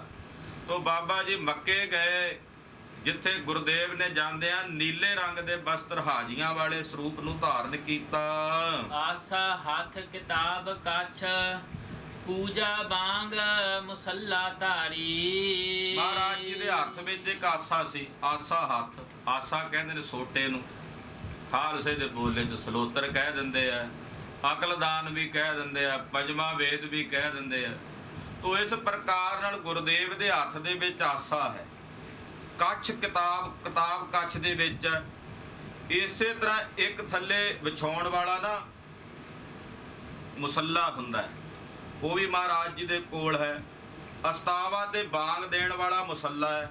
ਆਸਣ ਵੀ ਮਹਾਰਾਜ ਜੀ ਦੇ ਕੋਲ ਹੈ। ਬੈਠਾ ਜਾਏ ਮਸੀਤ ਵਿੱਚ, ਜਿੱਥੇ ਹਾਜੀ ਹਜ ਗੁਜ਼ਾਰੀ। ਅਸਤਾਵਾ ਲੋਟੇ ਨੂੰ ਕਹਿੰਦੇ ਆ, ਕੂਜਾ ਲੋਟੇ ਨੂੰ ਕਹਿ ਦਿੰਦੇ ਆ। ਉਹ ਲੋਟਾ ਮਹਾਰਾਜ ਜੀ ਦੇ ਕੋਲ ਹੈ। ਜਾ ਕੇ ਮੱਕੇ ਪਹੁੰਚੇ। ਮੱਕੇ ਵਿੱਚ ਜੋ ਮਹਾਨ ਪਵਿੱਤਰ ਸਥਾਨ ਹੈ ਮੁਸਲਮਾਨ ਵੀਰਾਂ ਦਾ, ਉੱਥੇ ਮਹਾਰਾਜ ਸੱਚੇ ਪਾਤਸ਼ਾਹ ਜੀ ਜਾ ਕੇ ਬੈਠੇ। ਉੱਥੇ ਜਾ ਕੇ ਪਾਤਸ਼ਾਹ ਨੇ ਚਰਨ ਪਾਏ। ਜਿੱਥੇ ਹਾਜੀ ਹਜ ਗੁਜ਼ਾਰੀ, ਜਿੱਥੇ ਹਾਜੀ ਜਾ ਕੇ ਆਪਣਾ ਹਜ ਕਰਦੇ ਨੇ, ਯਾਤਰਾ ਕਰਦੇ ਹਨ। ਜਾ ਬਾਬਾ ਸੁੱਤਾ ਰਾਤ ਨੂੰ, ਵਲ ਮਹਿਰਾਬੇ ਪਾਏ ਪਸਾਰੀ। ਆਰਾਮ ਦਾ ਵੇਲਾ ਸੀ। ਮਹਾਰਾਜ ਸੱਚੇ ਪਾਤਸ਼ਾਹ ਜੀ ਆਰਾਮ ਕਰ ਰਹੇ ਨੇ। ਆਰਾਮ ਕਰਦਿਆਂ ਸੁਭਾਵਕ ਗੁਰਦੇਵ ਦੇ ਜਿਹੜੇ ਚਰਨ ਨੇ, ਜੋ ਕਾਬਾ ਸੀ ਉਹ ਪਵਿੱਤਰ ਸਥਾਨ ਬਣਿਆ, ਉਸ ਪਾਸੇ ਮਹਾਰਾਜ ਜੀ ਦੇ ਚਰਨ ਹੋ ਗਏ। ਜੀਵਨ ਮਾਰੀ ਲੱਤ ਦੀ, ਕਿਹੜਾ ਸੁੱਤਾ ਕੁਫਰ ਕੁਫਾਰੀ। ਇੱਕ ਜੀਵਨ ਨਾਮ ਦਾ ਹਾਜੀ ਸੀ ਜਿਹੜਾ ਪੰਜਾਬ ਚੋਂ ਗਿਆ ਹੋਇਆ ਸੀ, ਉੱਥੇ ਪੰਜਾਬੀ ਬੋਲਦਾ ਸੀ। ਅਕਸਰ ਮੁਸਲਮਾਨ ਵੀਰ ਆਪਣੇ ਪਿਛਲੀ ਉਮਰ ਨੂੰ, ਬੁਢੇਪੇ ਨੂੰ ਫਿਰ ਉਹ ਉੱਥੇ ਜਾ ਕੇ ਬਤੀਤ ਕਰਦੇ ਆ, ਜਿਵੇਂ ਹਿੰਦੂ ਵੀਰ ਬਨਾਰਸ ਜਾ ਕੇ। ਉਹ ਜੀਵਨ ਨਾਮ ਦਾ ਹਾਜੀ ਸੀ ਉੱਥੇ। ਉਹਨੇ ਗੁਰੂ ਸਾਹਿਬ ਨੂੰ ਆਰਾਮ ਕਰਦਿਆਂ ਵੇਖਿਆ। ਅੰਮ੍ਰਿਤ ਵੇਲੇ ਮਹਾਰਾਜ ਜੀ ਦੇ ਚਰਨ ਕਾਬੇ ਵਾਲੇ ਪਾਸੇ। ਉਹਨੇ ਆ ਕਰਕੇ ਮਹਾਰਾਜ ਜੀ ਨੂੰ ਲੱਤ ਮਾਰੀ, ਠੁੱਡਾ ਮਾਰਿਆ। ਠੁੱਡਾ ਮਾਰ ਕੇ ਪਾਤਸ਼ਾਹ ਨੂੰ ਕਹਿੰਦਾ, ਉਹ ਕਿਹੜਾ ਕਾਫਰ ਸੁੱਤਾ ਪਿਆ ਰੱਬ ਦੇ ਘਰ ਵੱਲ ਪੈਰ ਕਰਕੇ। ਲੱਤਾਂ ਵੱਲ ਖੁਦਾਏ ਦੇ, ਕਿਉ ਕਰ ਪਿਆ ਹੋਏ ਬਜਗਾਰੀ। ਕਹਿੰਦੇ ਖੁਦਾ ਦੇ ਘਰ ਵਾਲੇ ਪਾਸੇ ਆਪਣੀਆਂ ਲੱਤਾਂ ਕਰਕੇ ਕਿਹੜਾ ਸੁੱਤਾ ਪਿਆ। ਇਦਾਂ ਦਾ ਕੰਮ ਕਿਉਂ ਕਰ ਰਿਹਾ ਭਾਈ? ਇਦਾਂ ਜਦੋਂ ਉਹਨੇ ਬੋਲਿਆ, ਟੰਗੋ ਪਕੜ ਕਸੀਟਿਆ, ਫਿਰਿਆ ਮੱਕਾ ਕਲਾ ਦਿਖਾਰੀ। ਉਸ ਵਕਤ ਉਹਨੇ ਗੁੱਸੇ ਵਿੱਚ ਆ ਕੇ ਮਹਾਰਾਜ ਜੀ ਦੇ ਚਰਨ ਪਕੜ ਕੇ ਕਸੀਟ ਕੇ ਪਰੇ ਕੀਤੇ ਵੀ ਤੂੰ ਰੱਬ ਦੇ ਘਰ ਵੱਲ ਪੈਰ ਕੀਤੇ ਆ, ਆਪਣੀਆਂ ਲੱਤਾਂ ਕੀਤੀਆਂ ਹੋਈਆਂ। ਤੇ ਵੇਖੋ ਮੇਰੇ ਸਾਹਿਬ ਦੀ ਦੇਵਨੇਤ, ਜਦੋਂ ਚਰਨ ਘੁਮਾਏ ਤੇ ਜਿੱਧਰ ਨੂੰ ਚਰਨ ਫੇਰੇ ਮੱਕਾ ਵੀ ਉਸੇ ਪਾਸੇ ਨੂੰ ਫਿਰਨ ਲੱਗ ਪਿਆ। ਉਹਨੇ ਦੱਸਿਆ ਮਾਨੋ ਮੱਕੇ ਨੇ ਕਿ ਸੱਜਣੋ, ਇਹ ਖੁਦਾ ਦਾ ਅਕਾਲ ਪੁਰਖ ਪਰਮੇਸ਼ਰ ਦਾ ਰੂਪ ਨੇ, ਇਸ ਮਾਤ ਲੋਕ ਦੀ ਧਰਤੀ ਤੇ ਆਏ ਹਨ। ਉਹਨੇ ਵੀ ਸੰਕੇਤ ਦਿੱਤਾ। ਫਿਰਿਆ ਮੱਕਾ, ਕਹਿੰਦੇ ਮੱਕਾ ਫਿਰ ਗਿਆ। ਕਲਾ ਦਿਖਾਰੀ, ਇਹ ਗੁਰੂ ਸਾਹਿਬ ਜੀ ਨੇ ਕਲਾ ਉੱਥੇ ਪ੍ਰਗਟ ਹੋਈ, ਸੁੱਤੇ ਸਿੱਧ ਹੋਈ। ਸੁਭਾਵਕ ਜਾਣ ਬੁੱਝ ਕੇ ਨਹੀਂ ਵਿਖਾਈ ਕਰਾਮਾਤ। ਸਾਹਿਬ ਦੇ ਚਰਨਾਂ ਨਾਲ ਸੁੱਤੇ ਸਿੱਧ ਹੀ ਉਹ ਮੱਕਾ ਫਿਰਿਆ। ਔਰ ਸੁਭਾਵਕ ਇਹ ਕਲਾ ਮਹਾਰਾਜ ਜੀ ਦੇ ਘਰ ਦੀ ਵਰਤੀ ਅੱਜ ਕੱਲ ਕਈ ਕਿੰਤੂ ਪਰੰਤੂ ਕਰਦੇ ਆ। ਭਾਈ ਸਾਹਿਬ ਭਾਈ ਗੁਰਦਾਸ ਜੀ ਦੀ ਇਹ ਪਾਵਨ ਪੰਕਤੀ ਇੱਥੇ ਸਪਸ਼ਟ ਕਰ ਰਹੀ ਆ, ਕਹਿ ਦਿੰਦੇ ਆ ਜੀ ਉਹਨਾਂ ਦੀ ਮੱਤ ਫੇਰ ਦਿੱਤੀ, ਮੱਕਾ ਨਹੀਂ ਫੇਰਿਆ। ਖਾਲਸਾ ਜੀ ਮੱਕਾ ਫਿਰਿਆ ਤਦ ਹੀ ਮੱਤ ਫਿਰੀ ਉਹਨਾਂ ਦੀ, ਉਦਾਂ ਤਾਂ ਫਿਰਨੀ ਵੀ ਨਹੀਂ ਸੀ।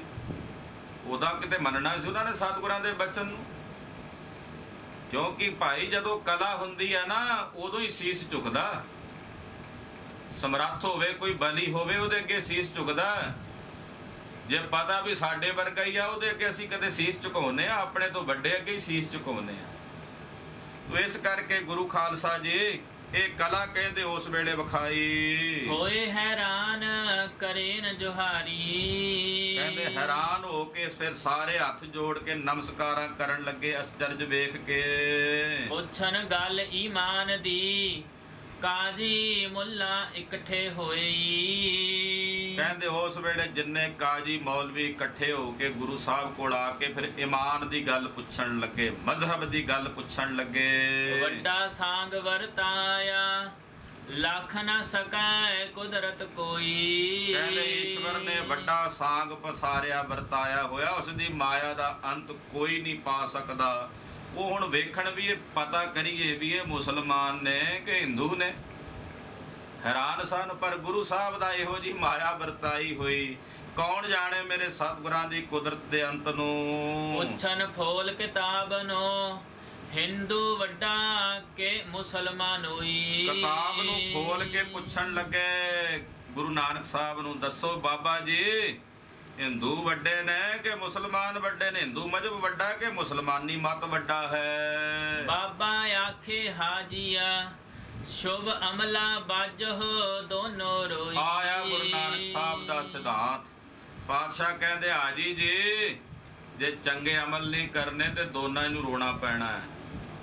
ਰੱਬ ਦੀ ਦਰਗਾਹ ਦੇ ਵਿੱਚ ਤਾਂ ਅਮਲਾਂ ਦਾ ਨਿਬੇੜਾ ਹੋਣਾ, ਉੱਥੇ ਕਿਸੇ ਨੇ ਜਾਤ ਮਜ਼ਹਬ ਨਹੀਂ ਵੇਖਣਾ।